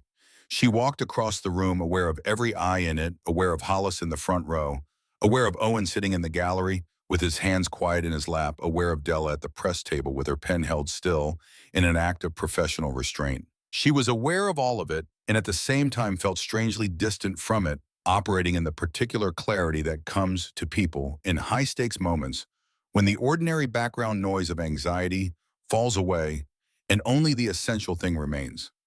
Vale's questions were structured to let her tell the story in the order that made it most comprehensible. The birthday, the envelope, the letter in her mother's handwriting, the bus to Cedar Flat, the walk to Harlow in the dark, the house in the cellar and the milk can and what she had found inside it, the weeks of work on the property, the escalating pressure from Caldwell Carr's visit, the burned shed, the note the man who had gone to the Bridgeway facility and sat with her 14-year-old brother and memorized him the way you memorize something you intend to use. She spoke about her father, about the workshop and the notebooks and the tools hung in their designated places, and what it had felt like to understand that a man who had known he was in danger had spent time. He might not have had leaving behind exactly the things his daughter would need if she arrived at this place alone. She spoke about her mother's letters, the full scope of them, read over a long, cold night on a dirt floor, the complete picture of two people who had loved their children enough to try to protect an entire community of strangers who had no idea what was being done to them. When she spoke about Eli, her voice changed slightly. She didn't try to prevent it. She described his sketchbook, the drawings of imaginary houses, the specific drawing he had pressed into her hand on the morning she left the house with the windmill drawn, before he could have had any reason to draw it. She described his voice on the phone, small and steady, saying, "I believe you." She saw a juror look away. Harrison came at her without the preamble of courtesy. He was good at his work, and he knew it, and he applied himself to the task of dismantling her credibility with the impersonal efficiency of a craftsman for whom the moral dimension of a mom is entirely separate from its technical execution. He questioned her capacity to interpret legal documents. He questioned her psychological state following the loss of her parents in 2 years in foster care. He suggested that the letters were not genuine, or that if genuine were the product of a woman whose grief had distorted her understanding of the circumstances of her husband's death. He suggested that the trust documents, while apparently legitimate on their face, had been constructed as part of a scheme designed not to preserve property for children, but to manufacture a legal foothold for a campaign of corporate harassment. He questioned her youth, her inexperience, her lack of formal education, her financial interest in the outcome. He questioned in the language of professional litigation, which is capable of making almost any question sound reasonable simply by virtue of being asked in the right building whether she was remotely equipped to understand the complexity of what she was claiming to have uncovered. She let him finish. The room waited. My father was a trained geological engineer with 15 years of professional experience, she said. Her voice was quiet, but it carried. He understood exactly what he was looking at when he surveyed those disposal sites. He understood the regulatory framework well enough to know precisely which regulations were being violated and how. He understood the legal exposure Caldwell faced if the evidence became public, which is why they decided it couldn't become public. A pause. He wasn't paranoid. He wasn't grieving. He wasn't a young woman with limited experience trying to interpret something she didn't understand. He was a scientist looking at data. She let that settle. You've suggested that the documentation on that hard drive might not be reliable, that the trust structure might have been designed for purposes other than what my mother's letters describe. She looked directly at Harrison. But there's something you can't explain away with legal theory. There's a recording on that drive, a recording of a conversation between my father and the man sitting in the front row of this gallery. She did not look at Hollis. And in that recording, that man reads out the names of my father's wife and children. He identifies our school schedules. He explains in language carefully chosen to be deniable but impossible to misunderstand what the consequences of my father's continued moral courage will be for the people he loves. She paused again. You can call me young. You can call me inexperienced. You can call me emotionally compromised or financially motivated or naive. Her voice remained level throughout, which was itself a kind of argument. But you cannot explain that recording, and you cannot explain the fact that 3 months after it was made, my father and mother were dead, and my brother and I were in the foster care system. She looked at the judge. The record speaks. I'm simply the person who carried it here. Harrison had nothing to say. Vale stood and addressed the judge. Your Honor, with the court's permission, I'd like to enter into evidence Exhibit 31, an audio recording recovered from the hard drive of Daniel Calloway, forensically verified as original and unaltered, dated October 14th, 2 years prior to today's hearing. The judge nodded. The recording played through the courtroom speakers. First, her father's voice measured technical, stating his findings and his intentions with the clarity of a man who has decided to say a difficult thing and is saying it without flinching. Then the silence. 11 seconds. She counted them again the way she had counted them the first time in the farmhouse, and they felt the same freighted, deliberate, the silence of a man calculating. Then Hollis. His voice filled the room with the same smooth authority it had carried in her kitchen 2 weeks earlier. And in this context, in this room, without the mediation of a laptop speaker, in a private space, it was devastating in its specificity. He said her name. He said Eli's name. He named their schools, their schedules, the particular details that communicated without ambiguity that this was not general knowledge but targeted surveillance, not casual conversation, but the precise delivery of a prepared message. When the recording ended, the room was absolutely silent. She looked at Hollis for the first time since the recording began. The silver hair, the expensive suit, the face of someone's grandfather. He was not smiling anymore. The judge called a recess. 2 hours. When the proceedings resumed, he did not take long. The trust documents were valid. The notarization had been independently verified. The chain of custody for the evidence was unbroken. The property transfer had been executed with full legal compliance at the time of purchase, and the transfer of title on Nora Calloway's 18th birthday had occurred automatically and correctly in accordance with the terms of the instrument. Nora Calloway was the legal owner of the property in Harlow County. Furthermore, and here the judge's voice took on a quality that was different from the procedural precision of the preceding ruling. Something more measured, something that suggested a man taking care with language, because he understood the weight of what it would set in motion the evidence presented in these proceedings, including the documentary record, the testimony of Owen Stiles, and the audio recordings recovered from the decedent's hard drive had raised matters of potential criminal significance that fell outside the jurisdiction of this civil hearing. The court was referring the complete evidentiary record to the Montana Attorney General's office and the Federal Bureau of Investigation for review and appropriate action. The gallery was not silent this time. 2 federal agents who had been present in plain clothes since the morning session moved to the front of the room. Raymond Hollis watched them come with an expression that had finally abandoned its performance of confidence and revealed beneath it something smaller and colder on The face of a man understanding for perhaps the first time in his professional life that the calculation had come out wrong. He was escorted from the room with his hand bound in front of him and his silver hair still perfectly ordered, because some habits of presentation persist even when the presentation has entirely ceased to serve its purpose. The room erupted. Nora sat at the petitioner's table while the controlled chaos of the aftermath organized itself around her veil, speaking rapidly into his phone. Della moving toward the press section with her portfolio open, Owen sitting in the gallery with his eyes closed and his hands flat on his thighs in an attitude that might have been relief or might have been exhaustion, or might have been both of those things at once, which is often how they arrive. She sat very still in the center of all of it. She thought about her father in the meeting room recording a conversation with a man who intended to have him killed. She thought about her mother in whatever quiet space she had found to write 2 pages of letter to a daughter she might never see, read them writing with the care and precision of someone who understood that these words might be the last gift she could give. She thought about Walt Greer's son, 32 years old, dead of something that should not have killed him, and about Walt himself behind the store counter with his 12 years of waiting finally today resolved. She thought about Eli and Billings in the common room of the Bridgeway facility drawing in his sketchbook. Waiting, trusting. She stood up.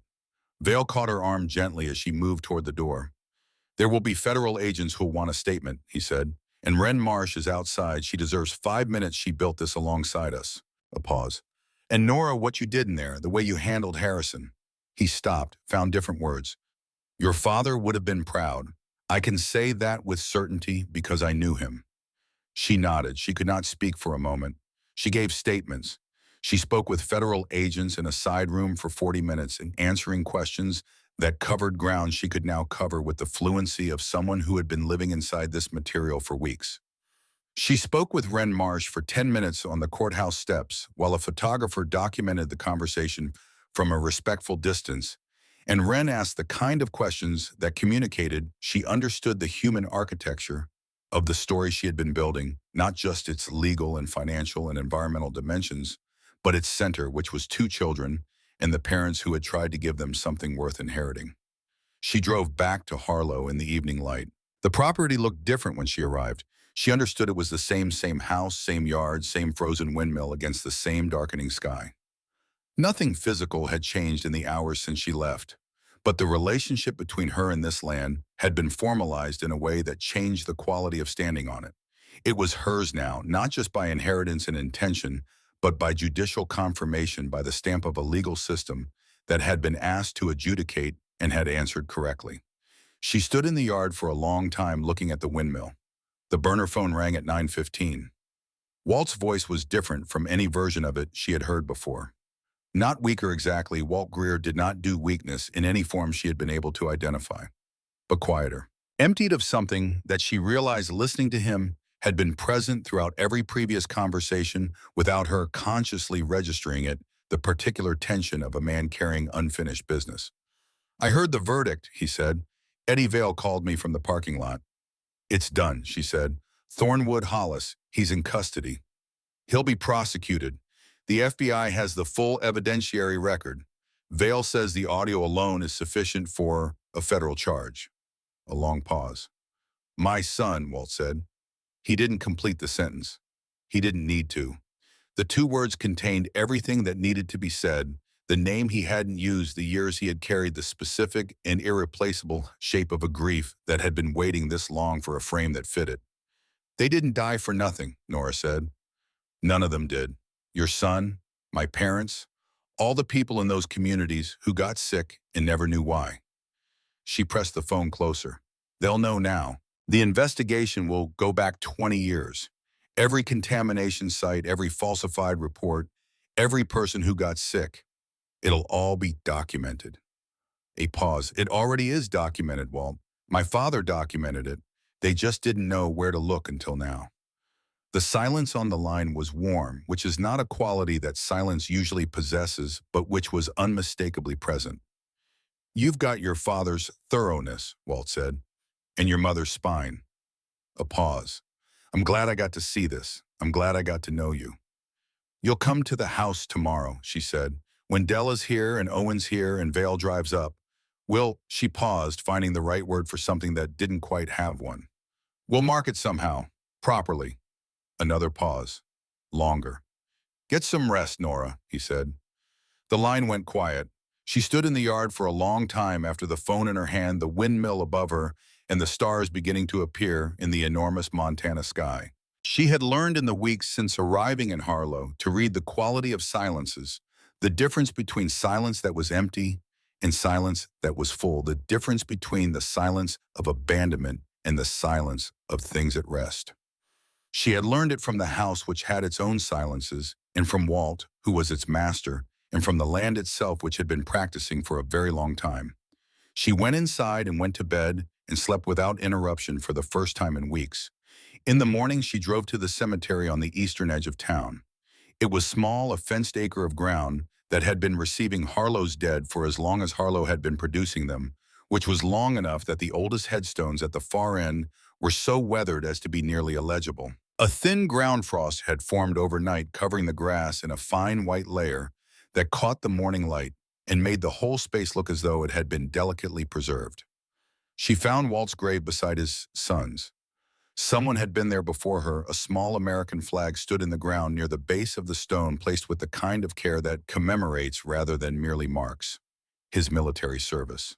A life before Harlow, before the store, before the long years of grieving and waiting and keeping his lights on in an empty town because the alternative was surrender, and Walt Greer had not been built for surrender. She stood beside the grave and said nothing for a while. Then, we did it, Walt. The house is mine. Hollis is in custody. The federal investigation is open, and the evidence is in their hands, and it's too widely distributed now to disappear. It's in 10 news organizations, in 2 court records, and the cloud storage Della set up in places I don't even know about because she didn't tell me all of them on purpose. A pause. The people in those communities are going to get answers, and the class action attorneys are already calling bail, apparently, which means the families, the ones who lost someone, the ones who are still sick, they're going to get up more than answers.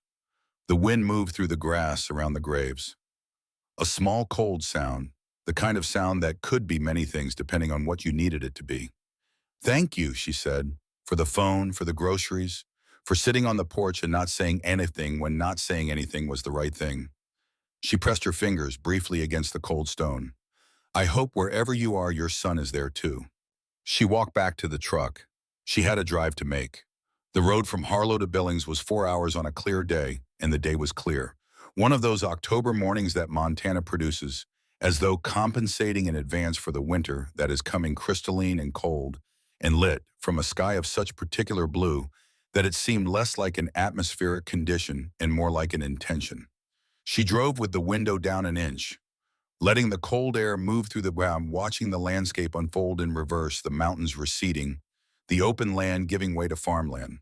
The farmland eventually yielding to the outskirts of the city she had left 4 weeks ago, with $500 and a dead woman's letter and no idea what she was walking toward.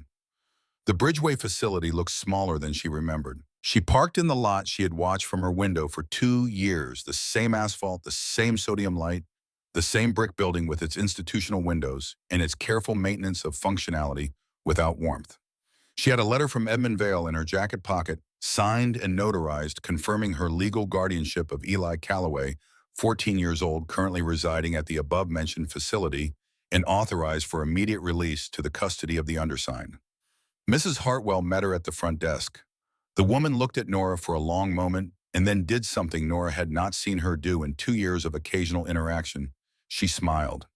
Not the careful, managed expression of a professional, maintaining appropriate emotional distance, but something genuine and slightly misaligned, the smile of a person feeling something they hadn't expected to feel in a professional context and not quite managing to contain it. He's been ready since yesterday, Mrs. Hartwell said. The moment Vale's office called, he packed. She found him in the common room. He was at the corner table that had been his, that had always been his by right of persistent occupation and the unspoken social logic of shared institutional spaces. His backpack was at his feet, and his sketchbook was open on the table, and his pencil was moving across the page with the focused, unconscious fluency of someone for whom drawing is not a choice but a condition. He had not heard her come in. She stood in the doorway and looked at her brother. He was taller than he had been 4 weeks ago, or perhaps she was seeing him differently, seeing him the way you see people when you have been away from them long enough that familiarity has faded, and you are temporarily returned to an earlier perception before habit obscured the person beneath it. He was thin and serious and quietly present in himself in the particular way of people who have learned to inhabit their own company because the alternative was worse. He looked up. His face did the thing she had been holding in her memory for 4 weeks, the thing she had been using to keep herself going through the hard nights and the harder days it opened. Not dramatically, not with the theatrical expressiveness of someone performing a reunion for an audience. Just opened. The guardedness that was his default expression in the world dissolved in a single unguarded instant, and what was underneath it was the face of a 14-year-old boy who had been waiting for his sister to come back and was looking at her now and understanding that she had. She crossed the room. She didn't say anything. She opened her arms. He stood up and walked into them, and she held him with the same grip she had used on the morning. She left the grip that was meant to be remembered, meant to be carried. The grip that communicated something beyond affection and closer to the absolute foundational certainty that the person holding you will not let go unless you tell them to. She held him until she felt the last of the tension leave his thin shoulders, until his breathing evened and slowed and became the breathing of someone who has finally arrived somewhere they have been trying to get to. Then she let go and looked at him. "Ready," she said. He picked up his backpack. He closed his sketchbook. He looked around the common room at the corner table that had been his at the television, that no one was really watching, at the institutional space that had processed him for 2 years, with the indifferent efficiency of a system designed for continuity rather than care. He looked back at her. "Ready, Mrs. Hartwell was waiting near the front desk. She handed Nora a manila envelope, the formal release documentation, copies of Eli's school records, the medical files that needed to transfer with him. Standard paperwork, the bureaucratic residue of institutional life. She did it with the professional efficiency that was her natural register, and then she looked at Eli directly. "You take care of yourself," she said. "Both of you." A pause. "You have someone good looking out for you." Eli looked at his sister. "I know," he said. They drove in the early afternoon light, heading west and south toward Harlow, and Eli did what he always did in moving vehicles. He looked out the window. She watched him from the corner of her eye, watching the landscape reassemble itself in reverse, watching the city reduce to its margins and the margins open into the wide Montana country that was, whether he fully understood it yet or not, home. He saw the windmill before he saw the house. It was visible from the road, rising above the tree line, in the way of tall structures in open country, present before you've consciously registered looking for it. He sat up straighter in the passenger seat, leaned slightly toward the window. "Is that it?" he said. "That's it." A silence.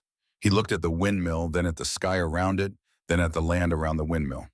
She turned onto Miller Road and the house came into view, and she felt him go very still beside her, the complete stillness of a person confronted with something that matches an image they've been carrying internally. She stopped the truck at the end of the drive. He got out before she did, stood in the road looking at the property with his hands at his sides and the backpack over one shoulder, and the sketchbook held against his chest. She came to stand beside him. The house was not what it had been when she arrived. 4 weeks of daily labor had transformed it not into what it would eventually become, but into something that had crossed the threshold between ruin and restoration, between the past and the future. The porch was solid and level, its columns straight, its surface clear of the debris and rot that had been threatening to collapse it entirely. The windows were intact, new glass replacing the broken panes, the frames repaired and sealed. Fresh paint covered the worst of the weathered sections. Not all of it. There was still work to do. There would always be work to do, but enough to signal intent, enough to communicate that this was a place being claimed rather than abandoned. "It's real," Eli said softly. "It's actually real." "It's ours," she said. "Legally, completely, irrevocably ours. They tried to take it, and they failed." She looked at the windmill. "They're going to prison, Eli. The people who killed Mom and Dad. They're in federal custody, and the evidence against them is ironclad, and they are going to answer for what they did." He was quiet for a long moment. "Dad knew," he said. "When he went to that meeting, he knew they were going to—" "He knew it was dangerous," she said carefully. "He knew they were capable of it. He kept going anyway." She paused. He kept going and he documented everything and he set up the trust and he wrote those notebooks in the workshop. He was scared and he was protecting us and he was trying to stop something that was hurting a lot of people, all at the same time. She looked at her brother. That's who he was. Eli nodded slowly. His eyes were bright but steady, the brightness of someone containing something real, rather than trying to perform something appropriate. Come on, she said. I want to show you something. She showed him everything. The workshop first, she watched his face when he walked in and saw the tools hung in their places and the workbench worn smooth and the notebooks stacked on the shelf. She watched him pick up the first notebook and open it to the first page and read his father's handwriting, and she watched him set it down very carefully when he was finished with the kind of care that communicates that an object has been recognized as something worth protecting. The cellar empty now of its secrets, but resonant with the history of what it had held, the dirt floor and stone walls, and the hook on the beam where the galvanized can had hung, leaving a ghost of its presence in the slightly compressed earth beneath it. The room with the north-facing window. She told him what had been planned. A bedroom for him, their father's blueprints had said, with a window facing the windmill. She watched him stand at the window and look out at the tower, and she saw something in his face resolve itself. Some long-held question, finding an answer that was not what he might have hoped for 2 years ago. Not the restoration of what had been lost, which was not available, but something different, something that was available. In the evening when the sun had dropped to the level where it painted everything in that particular October gold, that made even ordinary things look like they had been waiting their whole lives to be photographed, she said, I want to try something. He followed her to the base of the windmill. She had been studying her father's notes on the mechanism for 2 weeks, not just the structure of it, the engineering of it, but the specific damage that had accumulated over 20 years of stillness. The rust. The bent component on one blade kinked outward at an angle that interrupted the blade's ability to catch wind and communicate that energy to the central mechanism. The joints that had seized from years of inactivity. She had oiled what she could reach from the ground. She had straightened what she could straighten. She had done what her father's notes said to do, and then she had looked at the result and thought, maybe. She had been waiting for Eli. They climbed the ladder together, she going first, testing each rung before she trusted it, Eli, following with the easy physical confidence of a boy who has not yet learned to distrust his own body. The platform at the top was narrow but solid. The steel had held better than the wood of the house, the decades of Montana weather doing less damage to metal than to organic material. The view from the top was something she had not been prepared for. The valley spread out below them in every direction.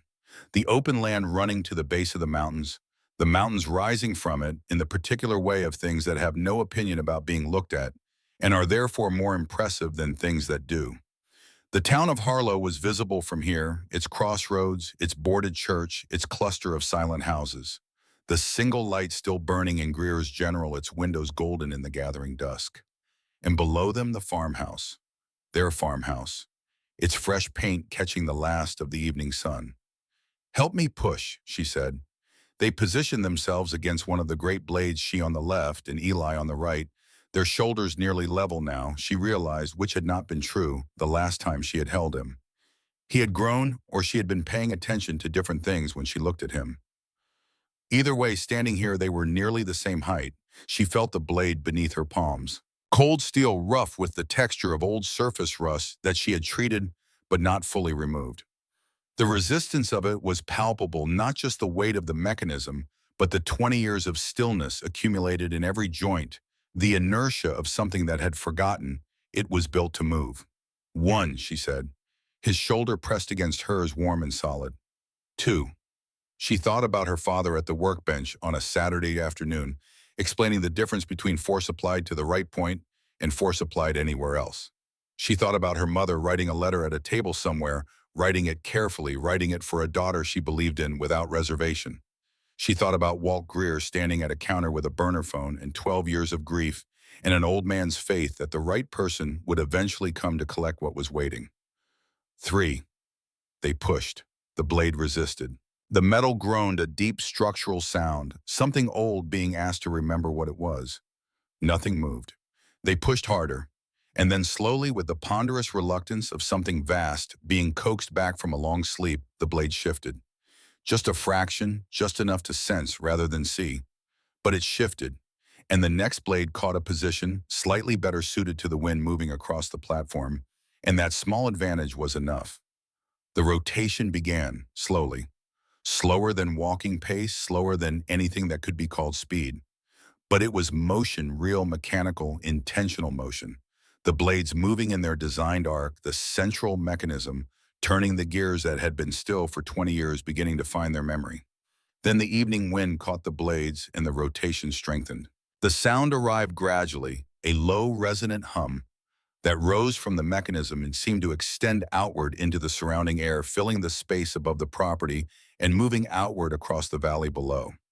It was not a loud sound. It was the kind of sound that is felt as much as heard, a sound that belongs to a place in the specific way that some sounds do, inseparable from the landscape that produced it, expressive of something about the nature of this ground, this sky, this particular intersection of weather and intention and material. The sound Walt had described, like the land itself breathing. She stood on the platform with her brother's shoulder against hers, and the windmill turning beneath them, and the valley spread out below in the last of the evening light, and she felt something complete itself inside her that had been incomplete for 2 years.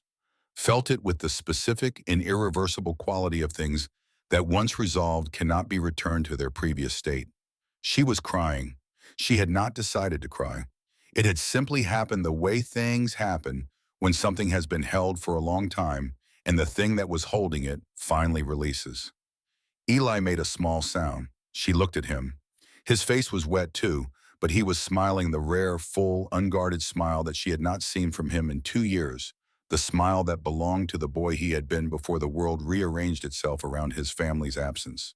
"We did it," he said. His voice was wonder without performance, the pure variety. "We did it," she agreed, "together." They stood there while the light failed and the first stars appeared over the mountains, and the windmill turned beneath them with the steady, unhurried rhythm of something restored to its purpose, and the sound of it moved across the valley below. In the old way, the way that Walt had described, and his father before him had known, filling the Harlow Basin with a low and patient hum that might have been machinery or might have been something older, something that had been waiting in this land for someone to come back and give it a reason to move. A year later, the house was finished. Not in the sense of being done. Houses are never entirely done, which is perhaps the best thing about them, the way they remain open to the future, responsive to the lives being lived inside them. But finished in the sense of being whole, of being a place that expressed in every material detail the life it was housing. The porch stretched wide and welcoming across the front, furnished with things they had built and found and salvaged, two wooden chairs that Nora had constructed from her father's lumber supply, following the careful instructions in Notebook 3, a small table between them, worn to a comfortable smoothness by months of daily use. Hanging baskets along the eave held the remnants of the summer's flowers, dried and fragrant now, in the October cold, their season complete. Inside, the rooms were warm and lit and full of the particular accumulated character of a space that has been genuinely inhabited. Furniture built and chosen with care. A kitchen that smelled of the bread Eli had unexpectedly discovered he was good at making. On the wall of the main room, a gallery of photographs. Their parents young and unguarded, she and Eli at various ages, in one new photograph taken last summer by Della, with her phone of both of them standing in front of the windmill, with their heads thrown back and their faces caught in laughter at something just out of frame. On the mantel, in a place that held the most light from the window, the silver locket. She had opened it on the night Eli came home and shown him the empty frame on the right side, and he had understood, without being told, what it was waiting for. They had found a photograph together, a school photo from his first year in Billings, taken before everything fell apart, showing him at 10 years old with a gap-toothed smile and hair that had not been brushed for the occasion. She had set it in the frame and closed the locket and placed it on the mantel where it had remained since. 4 faces in a small silver oval. Marcus and Claire on their wedding day, young and certain, beaming at a future they could not have fully imagined, but were entirely willing to walk toward. Nora, 6 months old, eyes wide with the particular astonishment of the recently arrived. Eli at 10, gap-toothed, unbrushed, entirely himself. All 4 Callaways. Together. The windmill turned every day. They had connected it to a small generator that powered a workshop light and the well-pumped practical applications that would have pleased her father. She thought for the same reasons he had rebuilt that old lawnmower, because understanding how something works is the beginning of making it useful, and making it useful is the beginning of making it yours. The foundation that Edmund Vale had helped establish in her parents' names had in its first year of operation provided legal support to 11 whistleblowers in 7 states. 3 of those cases had resulted in federal investigations. One had already produced a criminal conviction. The class action settlement with Caldwell Mining's creditors, the company itself had been dissolved following the federal prosecution had produced funds sufficient to cover cancer treatment costs for affected families across the 5 counties for the next 20 years and to fund an environmental remediation effort that was, by all expert accounts, the most thorough cleanup of illegal industrial contamination in Montana history. Raymond Hollis had pleaded guilty to 18 counts in federal court, including conspiracy to commit murder. He would not leave a federal correctional facility. Nora was 20 years old. She had applied to the State University's engineering program for the following fall. She had chosen the field deliberately with the particular intention of someone who understands that the best response to a specific kind of loss is to become capable of preventing it, to learn the language of the ground, the way her father had learned it, and to use that language in the service of the truth it carries. On a warm evening in late October, she sat on the porch with Eli beside her, watching the light leave the squeeze. He had a sketchbook open in his lap. He still always had a sketchbook, but the drawings had changed. He no longer drew imaginary houses, houses that existed nowhere, houses that were really questions about belonging, dressed in the language of architecture. He drew the things around him: the porch they were sitting on, the windmill against the evening sky, the mountains in their various moods, the valley in different lights and seasons, the same landscape seen differently as he learned to see it more completely. He was working on a drawing of the farmhouse itself. She could see it taking shape on the page, the porch, the windows, the line of the roof against the sky.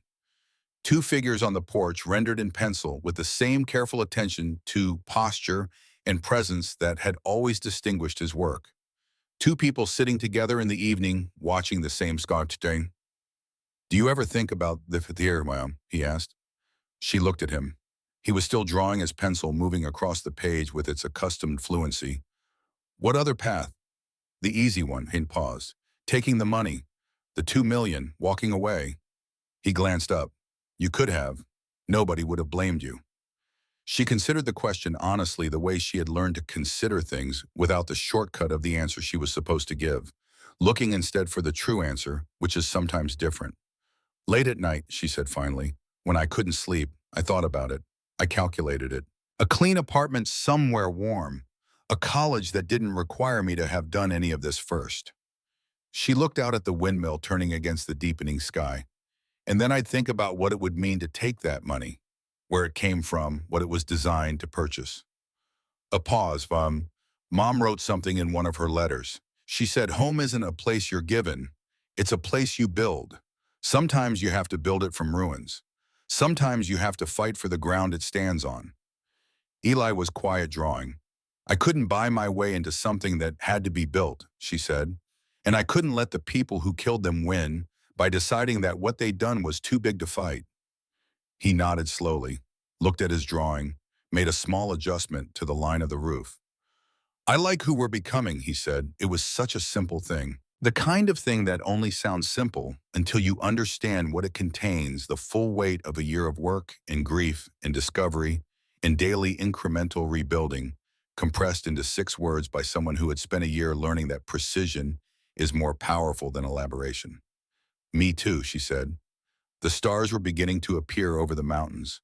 The same stars that had been appearing over this valley for longer than anyone had been watching, the same stars her parents had perhaps looked up at from the same ground when they first stood on it and understood what they were trying to build and what it would cost and decided it was worth it.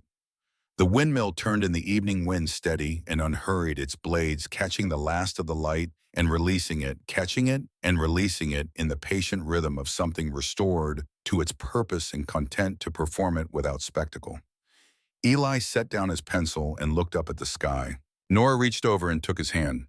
They sat together on the porch of the house their parents had bought, and their father had planned, and their mother had left them a map to find, watching the night come in from the east, the way it always does over Montana.